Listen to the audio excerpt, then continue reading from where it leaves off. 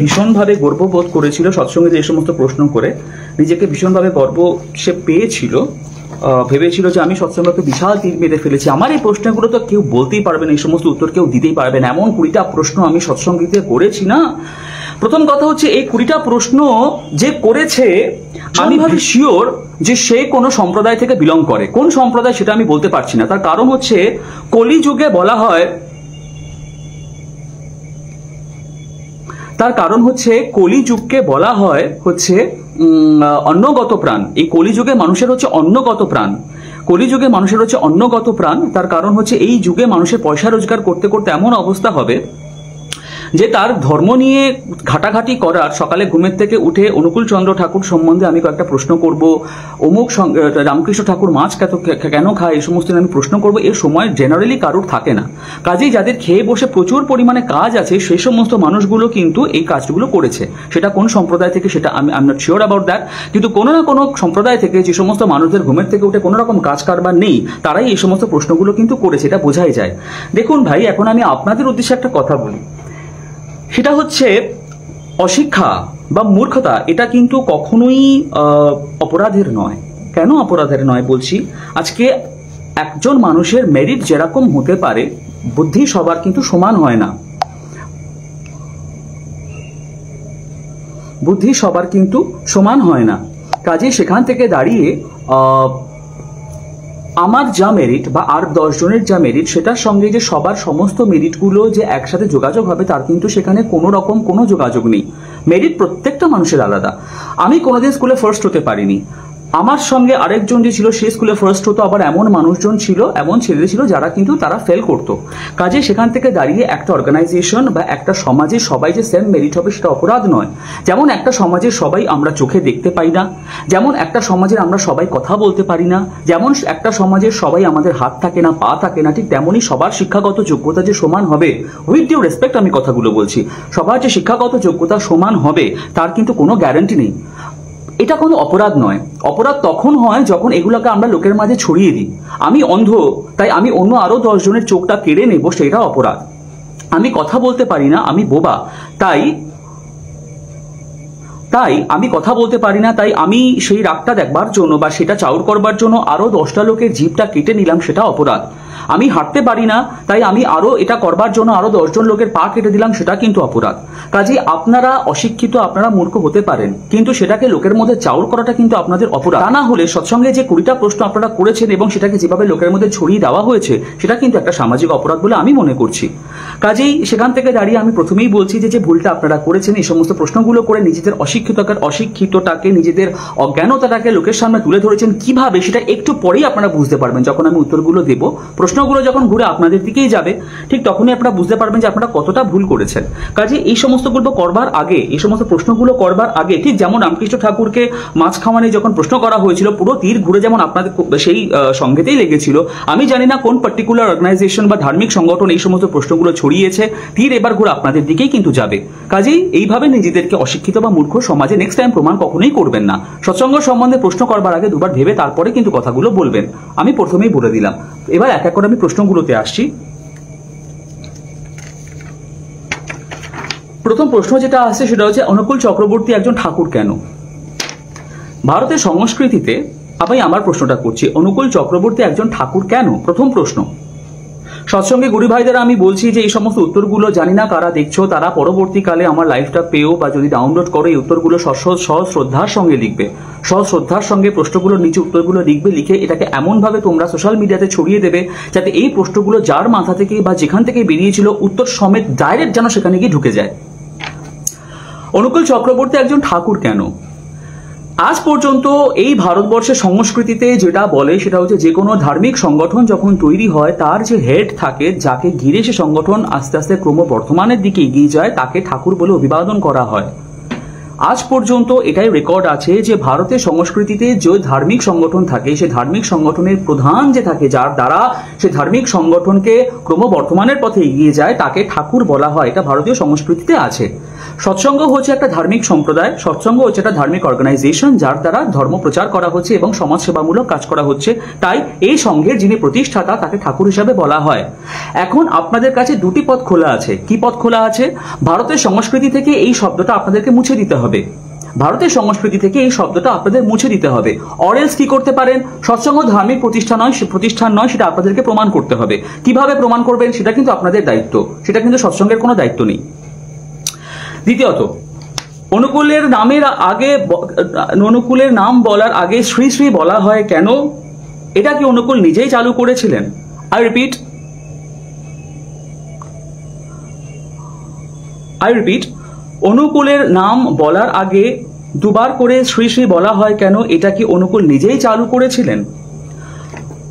শ্রী শ্রী আমরা আমাদের নামের আগে শ্রী বসাই হচ্ছে সেটা নিজেদেরকে সম্মান দেখানোর জন্য, অন্য কোনো মানুষকে, অন্য কোনো মানবিক সত্তাকে সম্মান দেখানোর জন্য শ্রী ব্যবহার করা হয়। এটা হচ্ছে ভারতের সংস্কৃতি। এটা হচ্ছে ভারতের সংস্কৃতি যে আমরা আমাদের সম্মানের যে মানুষগুলো তার নামের আগে আমরা শ্রী বসাই, এবং সেই মানুষটা যদি মানুষ না হয়ে অতিমানব হয় বা তার মধ্যে দৈব সত্তা থাকে বা তার মধ্যে কোনো ভগবত সত্তা থাকে, তখন তার নামের আগে এক্সট্রা করে শ্রী বসানো হয়, এটা বোঝানোর জন্য যে সে কোনো সাধারণ মানুষ নয়। শ্রী শ্রী এইটার উল্লেখ হচ্ছে সেই কারণেই, যেমন আমরা বলি শ্রী শ্রী 108 অমুক বাবাজি, অনন্ত শ্রী অমুক মহারাজ, 1008 শ্রী শ্রী অমুক ব্যক্তিত্ব, এই সমস্তগুলো যেমন আমরা বলি তেমনই শ্রী শ্রী বসানো হয়। তাহলে সেক্ষেত্রে আপনাদের কাছে কি দুটো পথ খোলা আছে। প্রথম পথ সেটা হচ্ছে সৎসঙ্গের ভারতের সংস্কৃতি থেকে এই প্রথা আপনাদেরকে তুলে দিতে হবে, বা বিশ্ব হিন্দু পরিষদ থেকে শুরু করে ভারতে যে সমস্ত নামি দামি মানুষ, ইভেন আমি যে আপনাদের একটু আগে যে প্রমাণটা দেখালাম যে ভারত সরকার যে ডাকটিকিটটা বার করেছিল সেখানেও লেখা ছিল Shri Shri Thakur left his mortal frame on 27 January 1969। Shri Shri Thakur, এই উল্লেখটা তারা নিজেরাও করেছিল। তাহলে এবার কি করতে হবে? নয় আপনাদেরকে এই সিস্টেমটা চেঞ্জ করতে হবে যে ভারতের সংস্কৃতি কেউ যেন কাউকে শ্রী শ্রী না বলে, আদারওয়াইজ সরকারের তরফ থেকে এবং বিশ্ব হিন্দু পরিষদের তরফ থেকে তাদেরকে গিয়ে আপনাদের প্রশ্ন করতে হবে কেন ঠাকুরের নামের আগে তারাও শ্রী শ্রী বসিয়েছিল। সেক্ষেত্রে সৎসঙ্গী হিসাবে আমার বা অন্য কারোর কিন্তু কোনো দায়িত্ব থাকলো না। আচ্ছা, 3 নম্বর প্রশ্ন করা হয়েছিল, সৎসঙ্গীরা কি হিন্দু? যদি হিন্দু হন তবে হিন্দু দেবদেবীর অনুকূলের পূজা কেন করেন না? আই রিপিট, সৎসঙ্গীরা কি হিন্দু? যদি হিন্দু হন তবে হিন্দু দেবদেবীর ছাড়া অনুকূলের পূজা কেন করেন না? মানে কি বলতে চেয়েছে আমি নিজেও জানি না, মনে হচ্ছে তারা বলতে চেয়েছে যে আমরা অন্য দেবদেবীর পূজা কেন করি না। আমাদের প্রত্যেকটা সৎসঙ্গী যাদের বাড়িতে শ্রী শ্রী ঠাকুর অনুকূল চন্দ্র আছে তারা লক্ষ্মী সরস্বতীর তারা পূজা করে। আমাদের দেওঘরে দুর্গা পুজো হয়, আমি আগেও বলেছি, আমি এখন আবার বলছি, একই প্রশ্ন বারবার করা হচ্ছে, আমি তাও তার উত্তর দিচ্ছি ধৈর্য সহকারে। দেওঘরে দুর্গা পূজা করা হয়, দেওঘরে লক্ষ্মী পূজা করা হয়, দেওঘরে সরস্বতী পূজা করা হয়। এখন কি হতে পারে? আপনাদেরকে প্রমাণ করতে হবে এরা কেউ দেবী নয়, আদারওয়াইজ প্রমাণ করতে হবে অর্গানাইজেশনটা সৎসঙ্গ নয়। কোনটা যেটা আপনাদের ইজি মনে হয় আপনারা সেটাই করবেন, এক্ষেত্রে কিন্তু আমাদের কোনো রকম দায়িত্ব নাই। আচ্ছা, গেল, বেশ ভালো কথা। নেক্সট প্রশ্ন, কোয়েশ্চেন নাম্বার 4, অনুকূল চক্রবর্তী কেন পাবনা থেকে দেওঘরে পালিয়ে এসেছিলেন? কোয়েশ্চেন নাম্বার 4, অনুকূল চক্রবর্তী কেন পাবনা থেকে দেওঘরে পালিয়ে এসেছিলেন? খুব ভালো প্রশ্ন। প্রথম কথা হচ্ছে যে একই দেশের, আজকে যদি আমি কলকাতা থেকে বম্বে যাই বা আমি যদি কলকাতা থেকে দিল্লি যাই বা কোনো মানুষ যদি বম্বে থেকে গুজরাট যায়, সেটাকে কি পালিয়ে যাওয়া বলে? শ্রী শ্রী ঠাকুর অনুকূল চন্দ্র যখন পার্টিশন হয়নি, উনি যখন পাবনা থেকে দেওঘর এসেছিলেন, সময়টা ছিল 1946 2nd সেপ্টেম্বর।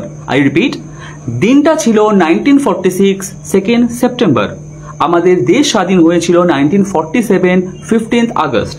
আমাদের দেশ স্বাধীন হয়েছিল 1947 15th আগস্ট।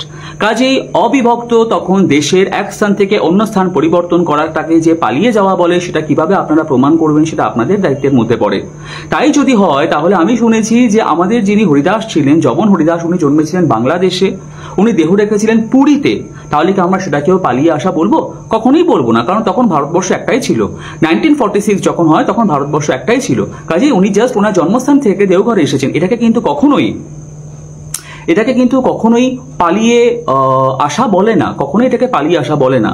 যদি এটা 1947 15 আগস্টের পরে হতো তখন আপনারা বলতে পারতেন যে ওখানে প্রচুর হিন্দু টর্চার হচ্ছে, উনি পালিয়ে চলে এসেছেন। যেমন আফটার 1947 15 আগস্ট প্রচুর মানুষ সত্যি সত্যি তারা পালিয়ে চলে এসেছিল ভারতবর্ষে, তার কারণ ওখানে প্রচুর টর্চার করা হয়েছিল পার্টিশনের পর। কাজেই তাহলে এখন দুটো পথ খোলা থাকে। প্রথম হচ্ছে, নয় আপনাদের প্রমাণ করতে হবে যে শ্রী শ্রী ঠাকুর অনুকূল চন্দ্র 1947 এসেছিল, সৎসঙ্গের ইতিহাসে লেখা আছে 1946 2 সেপ্টেম্বর। সেটা সৎসঙ্গের ইতিহাস থেকে কিভাবে আপনারা চেঞ্জ করবেন সেটা আপনাদের দায়িত্ব। আর আপনাদেরকে প্রমাণ করতে হবে যে দেশ স্বাধীন হয়েছিল 1946-এ, সেটাও বা কি করে প্রমাণ করবেন সেটা আপনাদের দায়িত্ব। সেই হিসাবে সৎসঙ্গ হিসাবে আমার বা অন্য কোনো সৎসঙ্গের কিন্তু কোনো ভূমিকা নাই। যেহেতু আপনাদের প্রচুর প্রশ্ন, প্রবলেমের সলভ আমি বলে দিচ্ছি, প্রবলেম সলভ আপনাদেরকেই কিন্তু করতে হবে, আমরা কিন্তু আপনাদের প্রবলেমগুলো সলভ করতে পারবো না। ওকে, না কোয়েশ্চেন নাম্বার 5, তিনি যদি পরম পিতা পরম প্রেমময় হন তাহলে আবার সে একই প্রশ্ন। 1946-এর অক্টোবর মাসে বাংলাদেশে জাতীয় দাঙ্গায় মুসলমান কর্তৃক হিন্দু হত্যার পর পূর্ববঙ্গের হিন্দুদের রক্ষার্থে কোনো স্টেপ না নিয়ে নভেম্বর মাসে তিনি তার জন্মস্থান পাবনার আশ্রম ছেড়ে এবং হাজার হাজার শিষ্য এবং অনুরাগীদের ছেড়ে লুকিয়ে ঝাড়খণ্ডের দেওঘরে পালিয়ে এসেছিলেন কেন? প্রশ্নটা একটু বড়, আমি আবার করছি, প্রশ্নটা পড়ছি। তিনি যদি পরম পিতা পরম প্রেমময় হন তাহলে 1946 সালের অক্টোবর মাসে বাংলাদেশের জাতীয় দাঙ্গায় মুসলমান কর্তৃক হিন্দু হত্যার পর পূর্ববঙ্গের হিন্দুদের রক্ষার্থে কোনো স্টেপ না নিয়ে নভেম্বর মাসে তিনি তার জন্মস্থান পাবনার আশ্রম এবং হাজার হাজার শিষ্য এবং অনুরাগীদের ছেড়ে লুকিয়ে ঝাড়খণ্ডের দেওঘরে পালিয়ে এসেছিলেন কেন? আমি এই কারণেই বলেছিলাম যে অশিক্ষিত হওয়াটা, মূর্খ হওয়াটা কিন্তু অপরাধ নয়, কিন্তু যখনই সেগুলো আপনি লোকের সামনে তুলে ধরবেন, নিজের মূর্খতা, নিজের অশিক্ষিততা, সেটা কিন্তু সমাজের পক্ষে একটু অসুবিধা। কেন না, যেহেতু আমি মূর্খ, আমি পড়াশোনা করিনি, আমি অশিক্ষিত, আমি জানি না, আমি যদি 8-10 জনকে বলে আরে ধর পড়াশোনা করে কি হবে, আমি নিজে লেখাপড়া করেছি, দেখ আমি বেঁচে নেই, তখন কি হয়, ওই মূর্খতাটা সবার মধ্যে ছড়িয়ে যায়। এটাই হচ্ছে অপরাধ, এটাই হচ্ছে অপরাধ। কাজে আপনারা এখন এই যে বোকার মতন প্রশ্নগুলো করেছেন, সেই প্রশ্নগুলো আরো 10 জনের মধ্যে ছড়িয়ে, তারা যারা এই প্রশ্নগুলোকে ছড়াচ্ছে তারা নিজেরাই প্রমাণ করছে তারা কতটা অশিক্ষিত। প্রথম কথা যেটা, সেটা হচ্ছে 1946-এর অক্টোবর মাসে বাংলাদেশের জাতীয় দাঙ্গার ফলে শ্রী ঠাকুর অনুকূল চন্দ্র নাকি এসেছিলেন,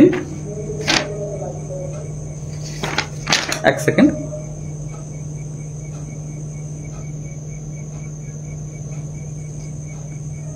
নভেম্বরে, এক্স্যাক্টলি। এখানে বলা হয়েছে পূর্ববঙ্গের হিন্দুদের রক্ষার্থে কোনো স্টেপ না নিয়ে নভেম্বর মাসে তিনি তার জন্মস্থান পাবনার আশ্রম ছেড়ে কেন চলে এসেছিলেন। প্রথম কথা হচ্ছে, ভাই তোমাদের কাছে সেপ্টেম্বর, নভেম্বর, অক্টোবর সব এক হতে পারে, তোমাদের কাছে দিন রাত এক হতে পারে, কিন্তু একটা ক্যালেন্ডার বলে একটা জিনিস আছে, সময় বলে, মাস বলে একটা জিনিস আছে। শ্রী শ্রী ঠাকুর অনুকূল চন্দ্র নভেম্বর মাসে আসেনি, ঠাকুর এসেছিল 1946 2 সেপ্টেম্বর।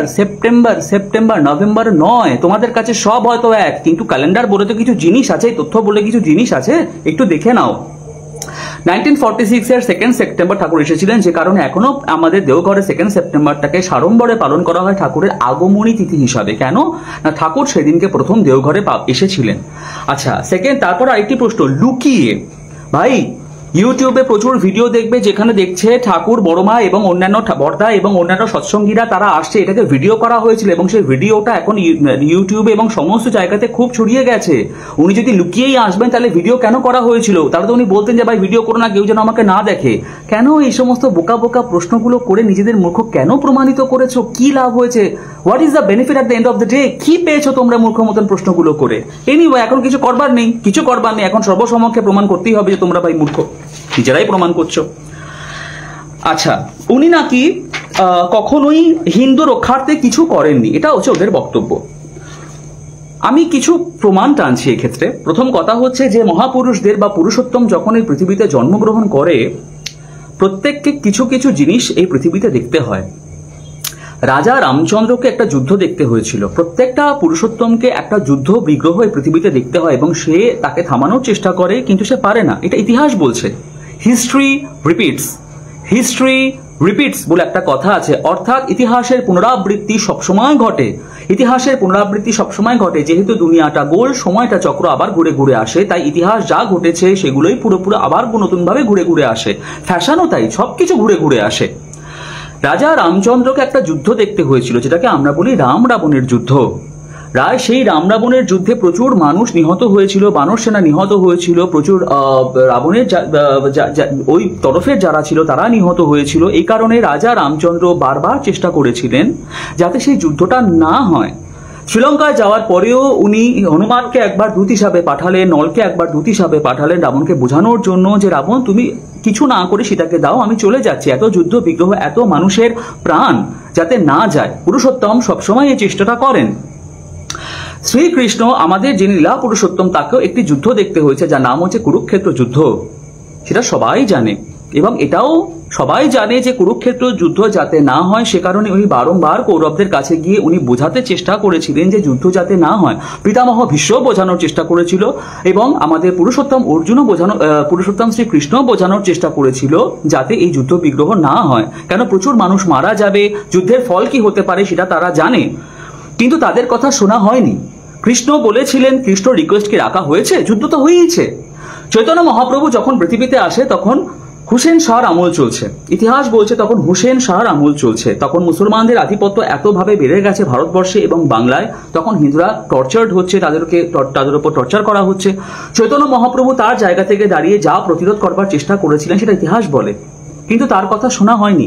সে বলেছে বলেই কি ঠাকুর মুসলমানরা যারা হুসেন শাহ তারা কি পাত্তারি গুটিয়ে দেশ ছেড়ে চলে গেছে?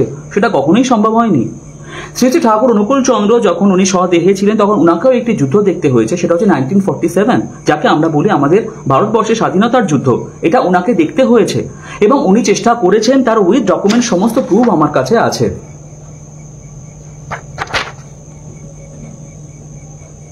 কি ডকুমেন্ট সেটা আমি পড়ছি, জানি না এটা তোমরা কতটা বুঝতে পারবে এই জিনিসটা, শিক্ষাগত দিক থেকে বলছি বা অন্য দিক থেকে বলছি, আমি চেষ্টা করছি তোমাদেরকে বোঝাতে। গুগলে একটা জিনিস সার্চ করবে গিয়ে, যদি এটা জানার দরকার থাকে তোমাদের, শ্রী শ্রী ঠাকুর অনুকূল চন্দ্র অ্যান্ড ফ্রিডম মুভমেন্ট। প্রথম কথা হচ্ছে নেতাজি সুভাষচন্দ্র বোস থেকে শুরু করে দেশবন্ধু চিত্তরঞ্জন দাস, এরা প্রত্যেকেই ছিলেন ভারতের স্বাধীনতার পক্ষে, এরা কেউ বিপক্ষে ছিলেন না, এবং এরা সবাই শ্রী শ্রী ঠাকুরকে তাদের জীবনের গুরু হিসাবে গ্রহণ করেছিলেন। তাদের সঙ্গে ঠাকুরের স্বাধীনতা নিয়ে, দেশ তৈরি নিয়ে নানা রকমের আলাপ আলোচনা হতো। স্বাধীনতার পর লাল বাহাদুর শাস্ত্রী ঠাকুরের কাছে গেলেন এবং ঠাকুরের দীক্ষাও নিয়েছিলেন, ঠাকুরের কাছ থেকে তাদের নানা রকমের আলাপ আলোচনা হতো। বাট স্বাধীনতার আগে ঠাকুর কিভাবে দেশভাগ রোধ করতে চেয়েছিলেন সেটা নিয়ে একটা রিসার্চ ওয়ার্ক আছে গুগলে, সেটা নিয়ে একটা রিসার্চ ওয়ার্ক আছে। তোমরা গুগলে গিয়ে সার্চ করবে শ্রী শ্রী ঠাকুর অনুকূল চন্দ্র অ্যান্ড ফ্রিডম মুভমেন্ট, তাহলে তোমরা একটা প্রতিবেদন সেখানে দেখতে পাবে। এই রিসার্চটা যিনি করেছিলেন সেখানে লেখা আছে, Shri Shri Thakur tried to prevent India's partition. Shri Shri Thakur tried to prevent India's partition. Graceful Thakur took every damage onto himself. অর্থাৎ ঠাকুর দেশভাগের যাতে না হয় সে কারণে অনেক চেষ্টা করেছিলেন, এবং যেহেতু ঠাকুর পারেননি উনি সারা জীবন এই ব্যর্থতাকে নিজের ঘাড়েই নিয়েছেন যে আমি পারলাম না। রিসার্চ যিনি করেছেন তার নাম হচ্ছে ডক্টর পি.সি. পাত্র। উনি হলেন PhD member of Institute of Indo Aryan Studies. আমি আবার বলছি, যিনি এই রিসার্চটা করে, এই থিসিসটা করে যিনি এই বার করেছেন এই জিনিসটা, ওনার নাম হচ্ছে ডক্টর পি.সি. পাত্র। উনি হলেন পিএইচডি, উনি হলেন member Institute of Indo Aryan Studies, member of Institute of Indo Aryan Studies. দেখে নাও তোমরা ভালো করে জিনিসটা দেখে নাও। এই প্রতিবেদনটাতে উনি যেটা বলেছেন সেটা আমি তোমাদেরকে, প্রতিবেদনটা অনেকটা বড়, তোমরা সেটা পড়ে সেটার অবশ্যই তার মানে বার করবে, কিন্তু এই প্রতিবেদনটাতে উনি যা বলেছেন সেটা খুব ছোট আকারে আমি তোমাদেরকে বলছি। যখন দেশভাগের কথাবার্তা হয়েছিল তখন শ্রী ঠাকুর তার ডেড এগেন্স্ট ছিলেন, এবং তখন শ্যামাপ্রসাদ মুখোপাধ্যায় ঠাকুরের কাছে মাঝে মধ্যেই যেতেন। শ্যামাপ্রসাদ মুখোপাধ্যায় কে সেটা তোমরা দেখে নিও গুগলে সার্চ করে। শ্যামাপ্রসাদ মুখোপাধ্যায় তখন বারবার ঠাকুরের কাছে যেতেন। শ্যামাপ্রসাদ মুখোপাধ্যায়কে ঠাকুর বারবার রিকোয়েস্ট করেছিলেন যাতে দেশভাগ না হয়। এই সমস্ত কিছু এই রিসার্চ এবং থিসিসটার মধ্যে আছে, তোমরা কিন্তু সেগুলো দেখে নিতে পারো। ঠাকুর বারবার রিকোয়েস্ট করেছিলেন যাতে সেটা না হয়, কিন্তু কোনোভাবেই তার কথা শোনা হয়নি। যেমন ভাবে কোনো যুদ্ধের সময় যে পুরুষোত্তম থাকে তার কথা শোনা হয় না, প্রকৃতির নিয়ম যা তা ঘটবেই, ঠিক তেমন ভাবে ঠাকুরের কথা শোনা হয়নি। ইভেন ঠাকুর এই চয়েসটাও দিয়েছিলেন যে যদি দেশ ভাগ হয় সেক্ষেত্রে দুটো দেশে যেন সংখ্যাগরিষ্ঠ এবং সংখ্যালঘু বলে কোনো সম্প্রদায় না থাকে। এটা প্রকৃতির নিয়মই হচ্ছে সংখ্যাগরিষ্ঠ যে দেশে থাকবে, সংখ্যাগরিষ্ঠ যারা, তারা সবসময় সংখ্যালঘুরা ইনসিকিউর থাকবে, সংখ্যাগরিষ্ঠরা সবসময় ওভার কনফিডেন্ট থাকবে এবং সংখ্যালঘুদের ভয় থাকবে যেন সংখ্যাগরিষ্ঠরা আমাদের উপর অত্যাচার করতে পারে, এই ভয় সবসময় তাদের মধ্যে থাকবে। সেখান থেকে দাঁড়িয়ে নানা রকমের ঝামেলা হতে পারে বলে শ্যামাচরণ মুখোপাধ্যায়কে ঠাকুর বলেছিলেন যে আপনারা সমস্ত কিছু আমার বানানো কথা নয়, কিন্তু সমস্ত কিছু রিসার্চ এবং থিসিসের মধ্যে আছে। কেন, যিনি করেছেন ওনার নাম হচ্ছে পিসি পাত্র, ওনার সঙ্গে তোমরা গিয়ে বোঝাপড়া করে নিও ভাই। সেখানে ঠাকুর তাদেরকে বলেছিলেন যদি দেশ আপনারা ভাগ করতেও চান সেক্ষেত্রে সমবন্টন করবেন। সমবন্টন কথার অর্থ হচ্ছে কোনো দেশে যে পরিমাণ মুসলিম থাকবে সেই পরিমাণ হিন্দু থাকবে, আবার কোনো দেশে যে পরিমাণ হিন্দু থাকবে সেই পরিমাণ মুসলিম থাকবে, যাতে কেউ ইনসিকিউর না হয়, যাতে কেউ ওভার কনফিডেন্ট না হয়। তার ফলে উনি কি করেছিলেন, উনি যখন পাবনায় ছিলেন, বাংলাদেশের ইতিহাস ঘাটলে তোমরা দেখতে পারবে, উনি যখন পাবনায় ছিলেন তখনও যে সমস্ত সাম্প্রদায়িক দাঙ্গা হতো তার কোনো আজ পাবনার ওপর আসতো না। পাবনা হচ্ছে একটা ডিস্ট্রিক্ট, পাবনা হচ্ছে একটা জেলা, যেখানে ঠাকুর নকুল চন্দ্র থাকতেন হিমায়তপুর নামক একটি গ্রামে, কিন্তু সেখানে উনি এমনভাবে উনি সেখানে ছিলেন এবং এমনভাবে উনি সমবন্টন করে রেখেছিলেন, সেই সময়টাতে হিন্দু এবং মুসলিম সমপর্যায়ে ছিল, যে কারণে বাংলাদেশের ইতিহাস ঘাটলে এটিই পাওয়া যায় যে বাংলাদেশের অন্যান্য জেলাতে, অন্যান্য জায়গাতে সাম্প্রদায়িক দাঙ্গা যা যা প্রভাব ফেলেছিল, পাবনাতে তার কিছুই প্রভাব ফেলতে পারেনি। তার কারণ হচ্ছে উনি সমবন্টন চেষ্টা করেছিলেন, উনি চেষ্টা করেছিলেন যে পরিমাণ হিন্দু সে পরিমাণ মুসলিম যাতে পাবনা জেলাতে থাকে। সেই কারণে এটা রেকর্ড বলছে, এটা হিস্ট্রি বলছে এবং এটা রিসার্চ বলছে, সেই কারণে উনি প্রচুর হিন্দু ফ্যামিলিকে নিয়ে এসেছিলেন পাবনাতে।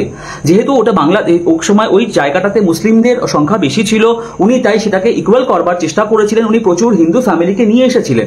এবং এখনো পর্যন্ত যে কারণে পাবনাতে সমভ্রাতৃত্ব বোধ আছে, আমি কিছু ভিডিও ফুটেজ ইউটিউবে আছে যেখানে তোমরা দেখতে পাবে, ওখানে হিন্দুদের সঙ্গে সঙ্গে মুসলিমরাও ঠাকুরকে ঠাকুর বলে অভিবাদন করছে এবং তার যাজন করছে, তার আলোচনা করছে। রিসেন্টলি একটি ভিডিও ভাইরাল হয়েছে, বাংলাদেশে একজন মুসলিম উনি বয়স্ক একজন ভদ্রলোক, উনি ঠাকুর সম্বন্ধে আলোচনা করছেন। এটি বাংলাদেশের কিন্তু এমন কিছু নতুন ঘটনা নয়, সেই ইনফরমেশন তোমাদের কাছে থাকার কথাই না, তার কারণ তোমরা সেই জায়গা অবধি পৌঁছতেই পারোনি, তোমাদের সে নলেজই নেই, কাজে এই সমস্ত ইনফরমেশন তোমাদের কাছে না থাকাটাই ভীষণ স্বাভাবিক। আমি এতে আশ্চর্যের কিছুই হচ্ছি না। কাজেই তোমরা বুঝতেই পারছো যে উনি প্রথম কথা উনি চেষ্টা করেননি, সে কথা একদমই ভুল। আমি উইথ ডকুমেন্ট সেটা প্রমাণ করে দিলাম, তার চেষ্টা সমস্ত নথিপত্র এখানে আছে।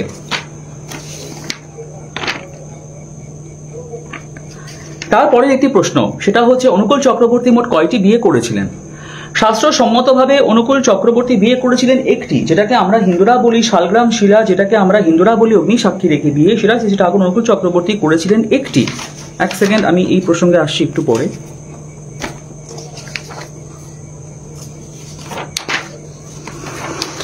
সেই দিক থেকে দেখতে গেলে শ্রী শ্রী ঠাকুর অনুকূল চন্দ্র চক্রবর্তী উনি বিয়ে করেছিলেন শাস্ত্রসম্মতভাবে একটি, যেটা হচ্ছে আমাদের পূজনীয়া বড় মা, আমাদের পূজনীয়া লক্ষ্মী স্বরূপিণী, যাকে রাকের দিন আমি একটা অলরেডি লাইভ করেছি, উনাকে উনি শালগ্রাম শিলাতে এবং উনাকে অগ্নি সাক্ষী রেখে উনি বিয়ে করেছিলেন। ছোট মার সঙ্গে ঠাকুরের যে বিয়ে হয়েছিল, এরকম আরো 6-7 জন ছিলেন যারা ঠাকুরের গলায় মা ছিলেন। এই টার্মসটাকে বলা হয় স্বয়ংবরা।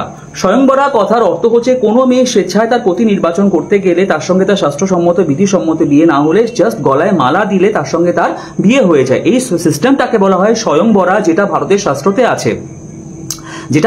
শাস্ত্রতে আছে, এখনো পর্যন্ত আমরা এরকম অনেক নজির দেখতে পাই যে কোনো মেয়ে গ্রামের দিকে বেশি স্পেসিফিক্যালি গ্রামের দিকে দেখা যায়, কেউ শিব ঠাকুরের গলায় মালা দেয় বলে আমার শিবের সঙ্গে বিয়ে হয়ে গেছে, কেউ বলে জগন্নাথের গলায় মালা দেয় বলে আমার জগন্নাথের সঙ্গে বিয়ে হয়ে গেছে, আমি আর বিয়ে করব না।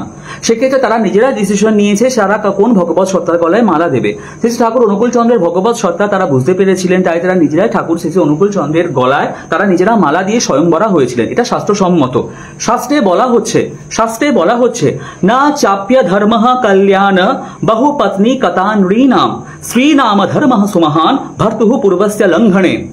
মহাভারতের আদি পর্ব 152/36, মহাভারতের আদি পর্ব 152/36, সেখানে কি বলা হচ্ছে না চাপ্য ধর্ম কল্যাণ বহু পত্নী কতানৃণাম শ্রীনাম ধর্ম সুমহান ভর্তুঃ পূর্বস্য লঙ্ঘনে। এর যদি আমরা বাংলা বিশ্লেষণ করি তাহলে দাঁড়াচ্ছে পুরুষের বহু স্ত্রী গ্রহণ করা অধর্ম নহে। আমি কিন্তু ভাই বলছি না তীর্থ মল্লিক এ সমস্ত লেখেনি, ভাগবত শ্রী মহাভারত তীর্থ মল্লিক লেখেনি, তীর্থ মল্লিক কিন্তু কোনো সৎসঙ্গী লেখেনি। যা মহাভারতে আছে তাই আমি তোমাদের সামনে কিন্তু তুলে ধরছি, সিম্পলি জাস্ট তুলে ধরছি, আমার আর কোনো কাজ নাই। এর বাংলা অনুবাদ করলে পাওয়া যায় পুরুষের বহু স্ত্রী গ্রহণ করা অধর্ম নহে, কিন্তু অধর্ম নহে, কিন্তু পূর্বপতি ছাড়িয়া অন্যপতি গ্রহণ করা শ্রীলোকের গুরুতর অধর্ম। এই সব কিন্তু ভাই আমি বলছি না, যা লেখা আছে সেটা দেখে নাও। লেখা আছে মহাভারতের আদি পর্ব 152/36। ওকে, আরেকটা পাওয়া যায় কোথায়? শতপথ ব্রাহ্মণে লেখা আছে একস্য পুংস বৈহব্য জায়া ভবন্তি। কি লেখা আছে? লেখা আছে একস্য পুংস ব্যাহব্য জায়া ভবন্তি, যার বাংলা অনুবাদ করলে পাওয়া যায় একজন পুরুষের বহু পত্নী বিদ্যমান থাকে। উপনিষদের ঋষি যাজ্ঞবল্ক্যেরও একসঙ্গে দুটো পত্নী ছিলেন, যার একজন ছিলেন কাত্যায়নী, একজন ছিলেন মৈত্রেয়ী। যদি আমরা বৈষ্ণব সমাজে দেখি, বৈষ্ণব সমাজের প্রধান যে দুটি পিলার ছিলেন তারা দুষ্টি নিয়ে সংসার করেছেন। এক হচ্ছে নিত্যানন্দ প্রভু, তার দুটো বিয়ে ছিল, একটি ছিলেন জাহ্নবা, একটি ছিলেন মা বসুধা। অদ্বৈত মহাপ্রভু, যিনি যাকে মহাবিষ্ণুর অংশ হিসেবে ধরা হয়, উনিও নৃসিংহ বাহাদুরীর দুটো মেয়ে ছিলেন, সীতা এবং শ্রী, দুজনকে বিয়ে করেছিলেন। এগুলো বৈষ্ণব শাস্ত্রে আছে। বৈষ্ণব শাস্ত্র ভুল, সেটা তোমাদের ভাই এবার ঘেটে দেখতে হবে বৈষ্ণব শাস্ত্রের কথা ভুল কিনা বা কে লিখে গেছে, তার সঙ্গে তোমাদের ভাই বোঝাপড়া করতে হবে। সেক্ষেত্রে আমার বা কোনো সৎসঙ্গের কিন্তু কোনো দায়িত্ব নেই। কাজেই এখানে যে প্রশ্নটা করা হয়েছিল সেক্ষেত্রে দেখতে গেলে অনুকূল চক্রবর্তী মোট কটি বিয়ে করেছিলেন তার উত্তর আশা করি তোমরা পেয়ে গেছো, এবং সেখানে শাস্ত্র বিরুদ্ধ কিচ্ছু করা হয়নি সেটাও আশা করি তোমরা বুঝতে পেরে গেছো। 7 নম্বর প্রশ্ন সেটা ছিল 1940-তে পাবনা আদালতে দাঁড়িয়ে উকিলের জেরার সামনে তিনি বলেছিলেন তার 6-7 জন স্ত্রী, যেটা আমি একটু আগে তোমাদেরকে বললাম, আর মনে হয় বলবার প্রয়োজন নেই। দেওঘরে আসার সময় শুধু দুজনকে নিয়ে এলেন কেন, বাকিদের ত্যাগ করলেন কেন? দেওঘর সৎসঙ্গ আশ্রমে ওনাদের থাকার খুব ভালো ব্যবস্থা ছিল, যেটা বড়াল বাংলোর পেছনে লাইন দিয়ে যে ঘরগুলো আছে সেখানে সেই সমস্ত পূজনীয়া মায়েরা সশ্রদ্ধভাবে আমাদের ঠাকুরের বংশধরদের আতিথেয়তায় এবং তাদের সমস্ত রকম ভাবে তারা তাকে রেখেছিলেন, সমস্ত আনন্দের সাথে সমস্ত রকম উৎসবে তারা থাকতেন, সমস্ত সম্মানের সঙ্গে সে সমস্ত পূজনীয়া মাদের রাখা হয়েছিল। তাদের যে রাখা হয়েছিল না সেটা এবার আপনাদেরকে প্রমাণ করতে হবে। কিভাবে আপনারা প্রমাণ করবেন সেটা কিন্তু আপনাদের ব্যক্তিগত দায়িত্ব, সেক্ষেত্রে আমার বা কোনো সৎসঙ্গীর কোনো দায়িত্ব থাকলো না। আচ্ছা, গেল 7 নম্বর প্রশ্ন। 8 নম্বর প্রশ্ন যেটা করা হয়েছে সেটা হচ্ছে যে তিনি ভগবান হলে তার পাবনা আশ্রমে 1971 সালে মুসলমানরা দখল করতে পারলো কিভাবে? Very good question.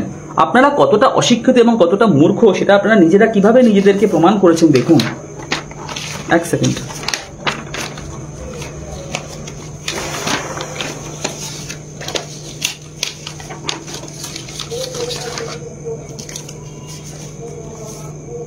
এই প্রলয় সামন্ত বলে একজন আমাকে কন্টিনিউ ডিস্টার্ব করে যাচ্ছে, বলছে আমি নাকি ভাই তুমি নাকি ভাই আমার কাছ থেকে 5,000 টাকা পাও। প্রথম কথা বলছি, আমি একটা এমন স্ট্যাটাসে বিলং করি যেখান থেকে আমি মানুষের কাছ থেকে টাকা পাই। ভাই তুমি এই সমস্ত বলে কেন খিল্লির পাত্র হচ্ছ? এই সমস্তগুলো বলো না, আমার লাইভ এসে ডিস্টার্ব করে কোনো লাভ হবে না ভাই। আমার কনসেন্ট্রেট ব্রেক করাতে একটু ডিফিকাল্ট আছে। ডেফিনেটলি তুমি অন্য কোনো ধর্ম সংগঠন থেকে বিলং করো সেটা বুঝতে পারছি, এই সমস্ত বলে খিল্লির পাত্র হইও না সবার সামনে। ওকে, তাহলে যেটা প্রশ্ন, তিনি ভগবান হলে তার পাবনার আশ্রম 1971 সালে মুসলমানরা দখল করতে পারলো কিভাবে? ভারতবর্ষের ইতিহাস বলছে যে মুসলমানরা যখন হিন্দুদের কোনো জায়গা দখল করেছে তখন সেখানে ভেঙে তারা মসজিদ নির্মাণ করেছে, না হলে তারা তাদের বসতি নির্মাণ করেছে, না হলে তারা তাদের মতন করে জায়গা ব্যবহার করেছে। আই রিপিট, ভারতবর্ষের ইতিহাস বলছে মুসলিমরা যখন কোনো জায়গা দখল করেছে, হিন্দুদের কোনো প্রপার্টি বা তাদের কোনো মন্দিরের প্রপার্টি বা হোয়াট এভার যা হয়েছে, সেখানে তারা সেইগুলোকে ধ্বংস করে তারা নয় সেখানে মসজিদ নির্মাণ করেছে, তা না হলে তারা সেখানে কোনো না কোনো নিজেদের বাসস্থান নির্মাণ করেছে, না হলে সেই জায়গাগুলোকে তারা অন্য কোনোভাবে ইউটিলাইজ করেছে। কিরকম মূর্খের মতন প্রশ্ন তোমরা করেছো। তোমরা বলছো তিনি ভগবান হলে পাবনার আশ্রম 1971 সালে মুসলমানরা দখল করতে পারলো কিভাবে? মুসলমানরা 1971-এ দখল করে সেখানে কি করেছে? হাডুডু খেলেছে নাকি সেখানে কি করেছে? মাছ চাষ করেছে? পাবনাতে ঠাকুরের শ্রীমন্দিরগুলো দেখে নাও,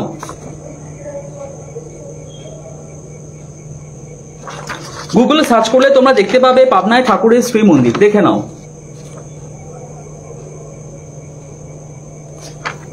এই সমস্ত মূর্খের মতন প্রশ্নগুলো করে তোমরা কি পেলে জীবনে? কি পেলে? এবার যে সর্বসমক্ষে এই সমস্তগুলো শুনতে হচ্ছে, এগুলো কি তোমাদের ভালো লাগছে? কাজে বোঝা গেল কোনোদিনও মুসলমানরা সেই সমস্ত কিছুই দখল করেনি, সেখানে সমভাতৃত্ব ছিল বলে তারা সবসময় চেষ্টা করেছে মন্দিরটাকে প্রোটেক্ট করবার, ঠাকুরের জায়গাটাকে প্রোটেক্ট করবার। হলো 9 নম্বর প্রশ্ন এসেছে, আশ্রমের এই জমিতেই বর্তমানে পাবনা মেন্টাল হসপিটাল অবস্থিত, ভগবান অনুকূল এখনো কেন সেই আশ্রমের জমি উদ্ধার করতে তার অনুসারীদের সাহায্য করতে পারেননি? আই রিপিট, আশ্রমে সেই জমিতেই বর্তমানে পাবনা মেন্টাল হসপিটাল অবস্থিত। ভগবান অনুকূল এখনো কেন সেই আশ্রমের জমি উদ্ধার করতে তার অনুসারীদের সাহায্য করতে পারেননি? নিজেই বলেছে ভগবান। আচ্ছা, আমাকে একটা তোমরা কথা বলো, সেটা হচ্ছে যে এই যে একটা পাবনা মেন্টাল হসপিটাল, যেখানে অ্যাকচুয়ালি প্রশ্নগুলো যারা করেছে তাদের যাওয়া উচিত, বাট ওটা অন্য কান্ট্রি বলে হয়তো তারা যেতে পারবে না, বাট তোমাদের এইটাই হচ্ছে অ্যাকচুয়াল জায়গা। এনিওয়ে, পাবনা মেন্টাল হসপিটালের বাংলা করলে কি কি বেরোয়? পাবনা মেন্টাল হসপিটালের বাংলা করলে কি বেরোয়? মানসিক রোগীদের হাসপাতাল, মানসিক রোগীদের জন্য হাসপাতাল, যেখানে তাদের ট্রিটমেন্ট করা হয়। এবং তোমরা সার্চ করবে, আমি যদি খুব একটা ভুল না করি, ওটা এশিয়ার মধ্যে মনে হয় সব থেকে বড় মেন্টাল হসপিটাল, যেটা বিশাল একটা জায়গার উপর করা হয়েছে। এশিয়ার মধ্যে সব থেকে বড় mental hospital Pabna mental hospital, যেটা একটা বিশাল এলাকা যারা জুড়ে করা হয়েছে, এবং যেখানে প্রচুর মানুষ তারা আসছে, উপকৃত হচ্ছে, সুস্থ হচ্ছে, বাড়ি চলে যাচ্ছে। তোমাদের অ্যাকর্ডিং টু তোমাদের চিন্তাভাবনা, ওই জায়গাটা দখল করে যদি শপিং মল করা যেত, ওই জায়গাটা দখল করে যদি সেখানে ধান চাষ করা যেত, ওই জায়গাটা দখল করে যদি বিশাল একটা 7 তলা মন্দির করা যেত, তাহলে কি লোকের সেবা হতো? না এভাবে লোকের সেবা হচ্ছে। কোনভাবে লোকের সেবা হচ্ছে? এই প্রশ্নটা যদি আমি করি, তোমাদের অজ্ঞতা কোন জায়গাতে দাঁড়িয়ে আছে? সৎসঙ্গ সেই জায়গাটা করে সৎসঙ্গ কি করবে? সেখানে তো একটা অলরেডি একটা জনকল্যাণমূলক কাজ হচ্ছে। সৎসঙ্গ একটা এমন অর্গানাইজেশন, এবং প্রত্যেকটা ধর্ম সংগঠন একটা এমন অর্গানাইজেশন, যেখান থেকে দাঁড়িয়ে তাদের একমাত্র উদ্দেশ্য থাকে মানুষের উপকার করা। আই রিপিট, মানুষের উপকার করা। সেখান থেকে দাঁড়িয়ে পাবনা মেন্টাল হসপিটাল করে লক্ষ লক্ষ মানুষের, হাজার হাজার মানুষের তাদেরকে চিকিৎসা করে, তাদেরকে সুস্থ করে বাড়ি পাঠিয়ে দেওয়া হচ্ছে। সেটা কি কোনো জনকল্যাণমূলক কাজ নয়? যদি তোমাদের এর থেকে বেটার চিন্তাভাবনা থাকে, তাহলে অবশ্যই বাংলাদেশ সরকারের সঙ্গে গিয়ে আলোচনা করে নিও। কেন এইরকম স্টুপিডের মতন প্রশ্নের আর ভালো উত্তর ভাই আমার কাছে নেই। অনুকূল চক্রবর্তীর বংশধরেরা কি সকলেই ভগবান, নাকি শুধু অমরেন্দ্রের বংশধররাই ভগবান? Good question. ওয়েট,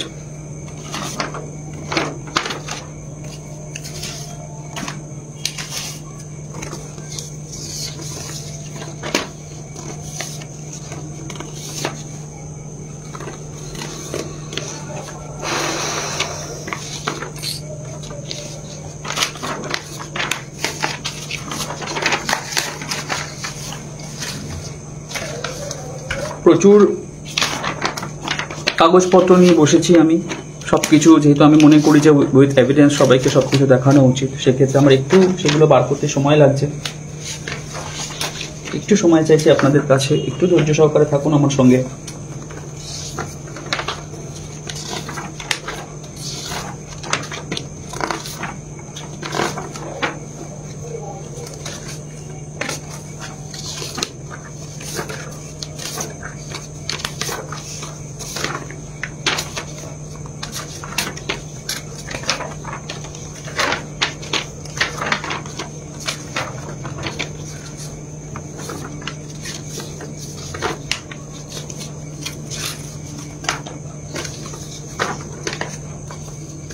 ওকে,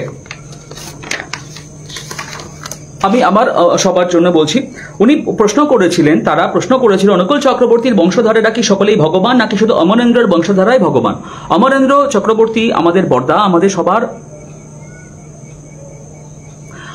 বর্দা। উনি আমাদের সবার ভীষণভাবে সম্মানের এবং শ্রদ্ধার একটি জায়গাতে আছেন।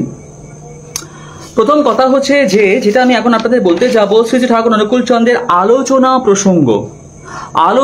প্রসঙ্গর প্রথম খণ্ড, আলোচনা প্রসঙ্গর প্রথম খণ্ড, ডেটটা হচ্ছে 23শে নভেম্বর 1941।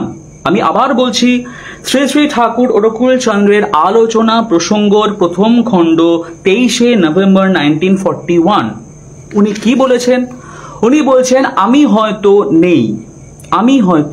নেই, আমার অবর্তমানে আমার ছেলেদের মধ্যে আমার সাদৃশ্য লক্ষ্য করবেন।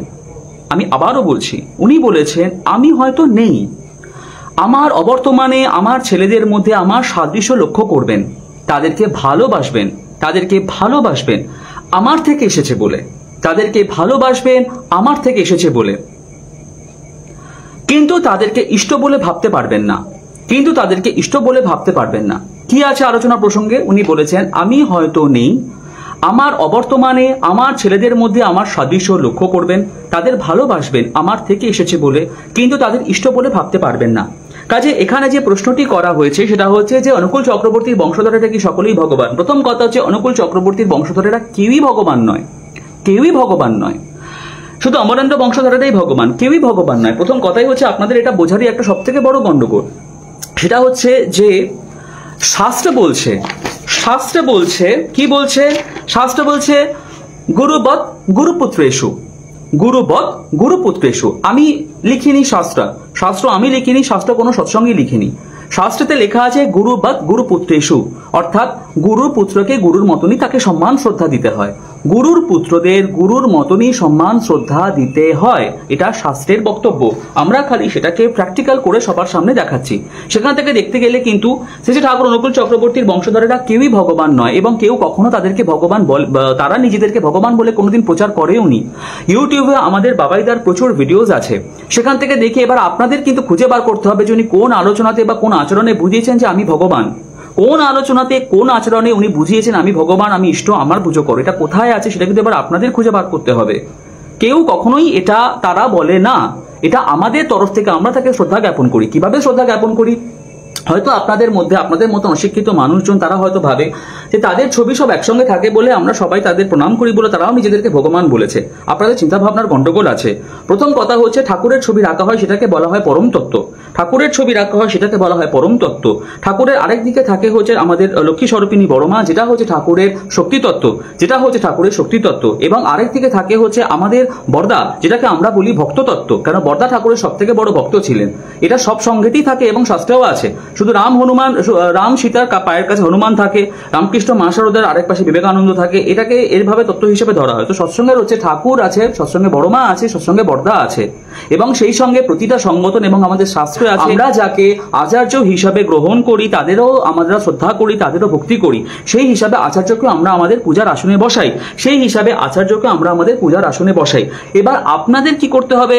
আপনাদেরকে ভারতীয় শাস্ত্র থেকে এই সমস্ত নিয়মকানুন উখড়ে ফেলতে হবে। কিভাবে আপনারা করবেন সেটা ভাই আমি জানি না, আমার তরফ থেকে কংগ্রাচুলেশন, বেস্ট অফ লাক, এগুলো কিন্তু আপনাদেরকে করতে হবে। আরেকটা প্রশ্ন এসেছিল, অনুকূল চক্রবর্তী কি শিব, কালী, দুর্গা? এক সেকেন্ড,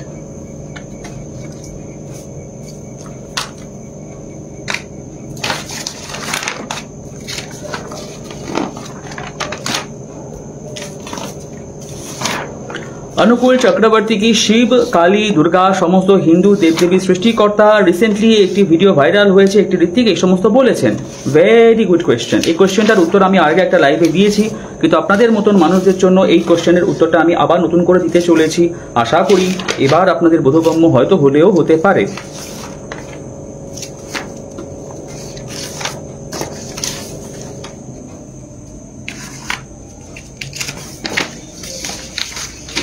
এই ভদ্রলোকের ছবি আমি আপনাদেরকে আগেও দেখিয়েছি, আমি আবারও দেখাচ্ছি।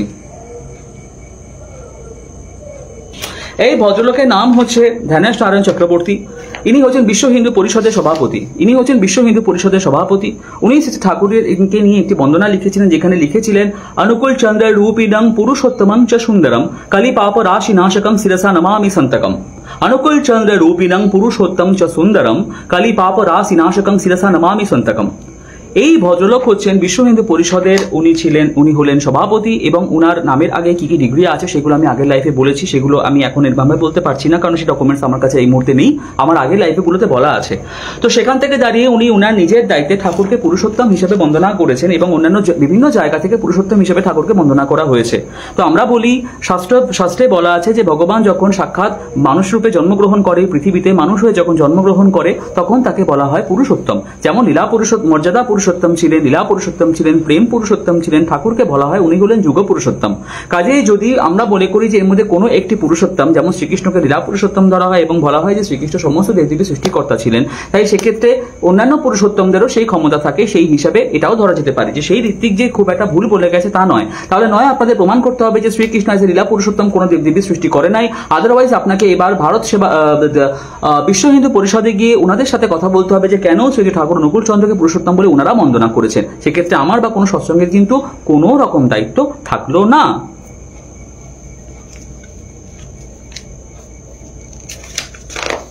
12 নম্বর প্রশ্ন যেটা এসছে, অনুকূল চক্রবর্তীর বংশধরদের রোজগার কি? অ্যাকচুয়ালি এই প্রশ্নগুলোর উত্তর দেওয়ার আমার কোনো প্রয়োজন পড়ে না, কোনো সৎসঙ্গের প্রয়োজন পড়ে না। কিন্তু কেন দিচ্ছি? যাতে এই সমস্ত ডকুমেন্টসগুলো সত্যি সব সৎসঙ্গীদের কাছে থাকুক। আজ বাদে কাল যাজন করতে গিয়ে যদি কেউ এরকম কোনো প্রশ্নের সম্মুখীন হয়, সেক্ষেত্রে না ফিরে এসে উইথ ডকুমেন্ট, উইথ লজিক যেন তাদেরকে সমস্ত সৎসঙ্গে গুরু ভাইরা উত্তর দিতে পারে, সেই কারণে সমস্ত ডকুমেন্টস আমি দেখাচ্ছি এবং সেই হিসাবে আমি আলোচনাগুলো করছি, যাতে তোমাদের যাজনের কাজ সুবিধা হয়। অনুকূল চক্রবর্তীর বংশধরদের রোজগার কি পরিশ্রমের বদলে হয়, নাকি শুধুমাত্র শিষ্যদের দেওয়া ইষ্টভৃতি নামক অনুদান নিয়ে এই বিপুল সম্পত্তি বানিয়ে চলেছেন? অনুকূল চক্রবর্তীর বংশধরদের রোজগার কি পরিশ্রমের বদলে হয়, নাকি ওরা শুধুমাত্র শিষ্যদের দেওয়া ইষ্টভৃতি নামক অনুদান নিয়ে বিপুল সম্পত্তি বানিয়ে চলেছে? Very good question. প্রথম কথা হচ্ছে যে কোনো সংগঠন চালাতে গেলে পয়সার অভাব হয়। এবার আপনাদেরকে প্রমাণ করতে হবে যে ভারতবর্ষে যে সমস্ত সংগঠন, যে সমস্ত সম্প্রদায় চলছে, সেগুলো হাওয়া আর গঙ্গা জলের ধারা পরিচালিত হচ্ছে। কিভাবে প্রমাণ করবেন সেটা কিন্তু আপনাদের দায়িত্ব। প্রতিটা সংঘ থেকে সমস্ত দান পেটি, ডোনেশন সমস্ত কিছু আপনাদের বন্ধ করে দেখাতে হবে যে তারপরেও তারা সে সমস্ত সংগঠনগুলো চালিয়ে যাচ্ছে। সৎসঙ্গ যে সমস্ত মানব কল্যাণমূলক কাজগুলো করে, সেগুলো দেওঘরে গেলে আপনারা দেখতে পারবেন। সৎসঙ্গ নিজের ওখানে প্রায় 5000 মতন মানুষজন আমাদের দেওঘর আশ্রমে থাকে, যাদের প্রত্যেকের ফুডিং, ফ্রি অ্যাকোমোডেশন, তাদেরকে থাকার ব্যবস্থা, লেখাপড়ার ব্যবস্থা, ট্রিটমেন্টের ব্যবস্থা, তাদেরকে খাওয়া দায়িত্ব সমস্ত কিছু সৎসঙ্গ আজীবন বয়ে নিয়ে চলেছে। তাদের পরবর্তী বংশ যেমন এসেছে তারাও সেখানেই থাকছে, তারা এমন না যে তারা সেখানে অন্য কোথাও চলে যাচ্ছে। সৎসঙ্গে একটা বিল্ডিং বানানো হয়েছে, যার সেখানে বসে 40,000 মানুষ একসঙ্গে ভোগ গ্রহণ করতে পারে। মানুষের সেবার জন্য তারা দিনরাত পরিশ্রম করছে, মানুষের সেবার জন্য এই সমস্ত কাজগুলো করা হচ্ছে এবং সেগুলো সেই টাকাটা যেটা অর্থটা আসছে সেটা উপর থেকে পড়ছে না, মাটি থেকে আসছে না, সেটা আমাদের ভক্তদের ইষ্টবৃত্তি টাকা দিয়ে এই সমস্তগুলো করা হচ্ছে। সৎসঙ্গে এখনো পর্যন্ত নিয়ম আছে, সেখানে যত লক্ষ লক্ষ ভক্ত যাক তাদের খাওয়ার জন্য কোনো পয়সা নেওয়া হয় না। সমস্ত সংগঠন ঘুরে ভাই আমার দেখা আছে, সমস্ত জায়গায় কুপন কেটে খেতে হয়, সব জায়গায় কুপন কেটে খেতে হয়। হতে পারে 10 টাকা, হতে পারে 100 টাকা, কুপন কেটে খেতে হয়। একমাত্র সৎসঙ্গে একটা এমন জায়গা যেখানে এখনো পর্যন্ত মানুষ কোনো টাকা দিয়ে খেতে হয় না। তাদের ফ্রি 3 দিনের বাইরে থেকে যত ভক্ত যাক তাদের 3 দিন থাকার ব্যবস্থা থাকে এবং 3 দিন তাদের ফ্রিতে খাওয়ার ব্যবস্থা থাকে। 3 দিনের পরেও যদি তারা থাকতে চায়, সেক্ষেত্রে তাদের নতুন করে একটা অ্যাপ্লিকেশন ফর্ম করতে হয়, সেখানেও তারা ফ্রিতে থাকতে পারে, সেখানেও তারা ফ্রিতে খেতে পারে। সে যাই খেতে দিক না কেন, খেতে পারছে তারা ফ্রিতে। 40,000 মানুষের বসে একসঙ্গে খাওয়ার ব্যবস্থা সৎসঙ্গের মতো জায়গাতে করা হয়েছে। সৎসঙ্গ একটা গরিব প্রতিষ্ঠান, অশিক্ষিত সম্প্রদায়, আমরা মূর্খ, তাই আমরা এই কাজগুলো করেছি, জনসেবার জন্য এই কাজগুলো করেছি। আপনারা নিশ্চয়ই এরকম উদাহরণ আপনাদের সংগঠনে দেখাতে পারবেন। এবং সবথেকে বড় কথা যেটা আপনাদের প্রশ্ন, এরা কি নিজেরা রোজগার করে? যে কোনো সংগঠনের একজন হেড থাকে। ধরুন কোনো সংগঠনের হেডকে আমরা প্রেসিডেন্ট বলি, কোনো সংগঠনের হেডকে আমরা বলি মহন্ত, কোনো সংগঠনের হেডকে আমরা বলি মহারাজ, কোনো সংগঠনের হেডকে আমরা বলি বিশ্বগুরু, জগৎগুরু, এই সমস্ত বলে তাদের অভিবাদন করা হয়। এবার আপনাদেরকে প্রমাণ করতে হবে যে এই সমস্ত সংগঠন চালানোর জন্য তারা চাকরি করে, আপনাদেরকে প্রমাণ করতে হবে এই সমস্ত সংগঠন চালানোর জন্য তারা ব্যবসা করে বা তাদের অন্য কোনো সোর্স অফ ইনকাম আছে, যার থ্রু দিয়ে মাথার ঘাম পায়ে ফেলে তারা এই সমস্ত টাকা রোজগার করে সেই সমস্ত সংগঠনকে তারা চালিয়ে নিয়ে যাচ্ছে। কি করে আপনারা এগুলো প্রমাণ করবেন সেগুলো কিন্তু আপনাদের ব্যক্তিগত দায়িত্ব। ভক্তদের ডোনেশন, ভক্তদের অনুদান সমস্ত বন্ধ করে দিয়ে এই সমস্ত অর্গানাইজেশনগুলো যে খুব ফ্রিলি চলছে, ঠিকঠাক ভাবে চলছে, সেটা এবার কষ্ট করে আপনাদের কিন্তু প্রমাণ করতে হবে। কিভাবে করবেন সেটা কিন্তু আমি বা কোনো সৎসঙ্গী জানে না। 13 নম্বর প্রশ্ন। এই 13 নম্বর প্রশ্নটার যে করেছে সে যে মানসিক একটু ভারসাম্যহীন, সেটা আমি যখন প্রশ্নটা করবো সেটা মানুষ বুঝতে পারবে যে তার একটু মানসিক সমস্যা আছে। কোন হিন্দু দীক্ষাগুরু ভক্তদের কাছ থেকে প্রতিদিন নিয়ম করে টাকা চেয়ে পাঠান না, ব্যতিক্রম হচ্ছে অনুকূল চক্রবর্তী কেন? কোন হিন্দু দীক্ষাগুরু ভক্তদের কাছ থেকে প্রতিদিন নিয়ম করে টাকা চেয়ে পাঠান না, ব্যতিক্রম অনুকূল চক্রবর্তী কেন? গীতাতে একটি বাণী আছে যেখানে শ্রীকৃষ্ণ এই কথাটি বলছে যে এই সৃষ্টিতে সবই আমার, আমাকে না দিয়ে যে সেইগুলো ভোগ করে সে চৌর্যবৃত্তি করে। এক্স্যাক্ট এর যা সংস্কৃত যে বাণীটা, সেটা কিন্তু আমি এক মুহূর্তে মনে করতে পারছি না। যাদের যাদের মাথাতে আছে, যাদের যাদের গীতার এই বাণীটা আছে, তারা অবশ্যই সেটা পরবর্তীকালে শেয়ার বা পোস্ট করতে পারো। গীতাতে ভগবান শ্রীকৃষ্ণ যে কথাটি বলে গেছেন সে কথাটি হচ্ছে এই বিশ্ব ব্রহ্মাণ্ডে সবই আমার। যে মানুষ বা যে ব্যক্তি এইগুলোর কিছু আমাকে না দিয়ে সে নিজে ভোগ করে সে চৌর্যবৃত্তি করে। আমাদের সৎসঙ্গীরা বলে ঠাকুর এটাকেই প্র্যাকটিক্যাল করে আমাদের সামনে দেখিয়ে দিয়ে গেছে। সৎসঙ্গীরা বলে ঠাকুর এটাকে প্র্যাকটিক্যাল করে আমাদেরকে দেখিয়ে দিয়ে গেছে। সীতারাম ওঙ্কারনাথ বাবা ইষ্টবৃত্তি সম্বন্ধে যে মন্তব্যটি করেছেন সেটা ওনার জীবনের 7ম খণ্ড, যেটা আমি আগের দিন দেখালাম, যেখানে উনি ওনার ভক্তকে বলছেন যে শ্রী ঠাকুর অনুকূল চন্দ্র যে ইষ্টবৃত্তি গ্রহণ করে ওটাকে ইষ্টবৃত্তি বলা হয় না, ওটাকে বলা যেতে পারে উনি ভক্তদের নিত্য পাপ গ্রহণ করছে। আমি কিন্তু এটা নিজের একটি ওয়ার্ডও এখানে ঢোকাইনি। আমার এর আগে সমস্ত কিছু শেয়ার করবার আছে এবং অনেক সৎসঙ্গে গুরুবা এই সমস্ত ডকুমেন্টের ফটোগ্রাফ শেয়ার করেছেন। আপনাকে এখন সীতারাম ওঙ্কারনাথ বাবাকে ডেকে জিজ্ঞেস করতে হবে উনি সৎসঙ্গের ইষ্টবৃত্তি সম্বন্ধে এরকম ব্যাখ্যা কেন দিয়ে গেছেন। কিভাবে আপনি কন্ট্যাক্ট করবেন সেটা আমি বলতে পারছি না। এখন যেটা বক্তব্য সেটা হচ্ছে যে এই মুহূর্তে দাঁড়িয়ে আমাদের এই পৃথিবীর মানুষের সব থেকে প্রিয় বলে যদি কিছু থেকে থাকে that is money. I repeat, এই মুহূর্তে দাঁড়িয়ে এই পৃথিবীতে মানুষের সব থেকে প্রিয় বলে যদি কিছু থেকে থাকে দ্যাট ইজ মানি। পয়সা অর্থ হচ্ছে এই মুহূর্তে দাঁড়িয়ে পৃথিবীতে আমাদের সব থেকে প্রিয় জিনিস। সৎসঙ্গীরা অর্থ দিয়ে ইষ্টবৃত্তি করে। কেন অর্থ দিয়ে ইষ্টবৃত্তি করে? তার কারণ আমরা মনে করি যে জিনিসটা আমাদের কাছে সব থেকে প্রিয় তার কিছুটা ঠাকুরকে দেওয়া হোক। যে জিনিসটা আমার কাছে সব থেকে প্রিয় তার কিছুটা ঠাকুরকে দেওয়া হোক। ঠিক যেমন আমরা প্রিয় খাবার, আমাদের প্রিয় যেটা খাবার আমরা যেমন আমাদের মা বাবা, বাড়ির গুরুজন, বাড়ির অন্যান্য মানুষকে দিয়ে খাই, এটা ভারতবর্ষের সংস্কৃতি বলে, এটা ভারতবর্ষের ঐতিহ্য বলে। ঠিক তেমনি আমরা সৎসঙ্গীরা মনে করি আমাদের এই মুহূর্তে দাঁড়িয়ে আমাদের সব থেকে প্রিয় জিনিস হচ্ছে অর্থ, যার কিছুটা আমরা ঠাকুরের জন্য নিবেদন করে বাকিটা আমরা আমাদের সারাদিনের জন্য ভোগ করি। ভারতের সংস্কৃতি, ভারতের ঐতিহ্য তাই বলছে।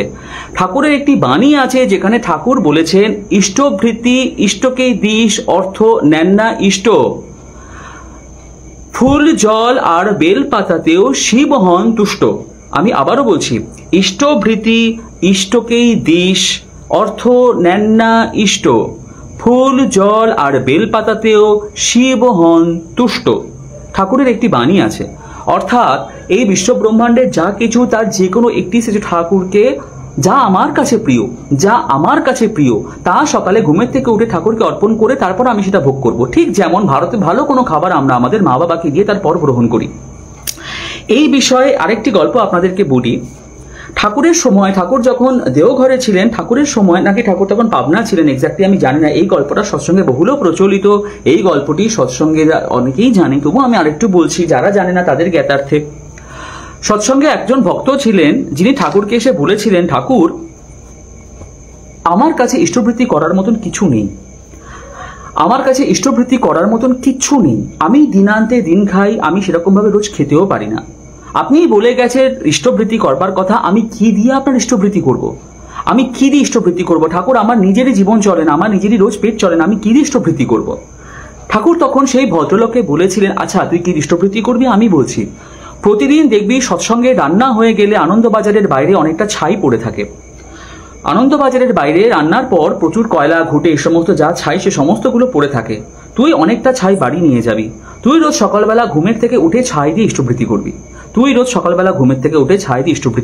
এবং সেই ছাইটাকে তোর বাড়ির পেছনে যে জায়গা আছে সেখানে রোজ ঢালতে থাকবি। এরকম করে দিনের পর দিন চলে যেতে লাগলো। একটা সময় সেখানে বিশাল স্তূপাকার একটি ছাইয়ের একটা বিশাল ঢিবি তৈরি হয়েছিল। সে লোকটা তখন ঠাকুরকে এসে বলল, ঠাকুর আমার বাড়ির পেছনে ছাইয়ের তো গাদা তৈরি হয়ে গেছে, এবার আমি কি করব? অত ছাই আমি কোথায় রাখবো? ঠাকুর বলল, তোকে কিচ্ছু করতে হবে না, তুই ওর মধ্যে কচু গাছ লাগিয়ে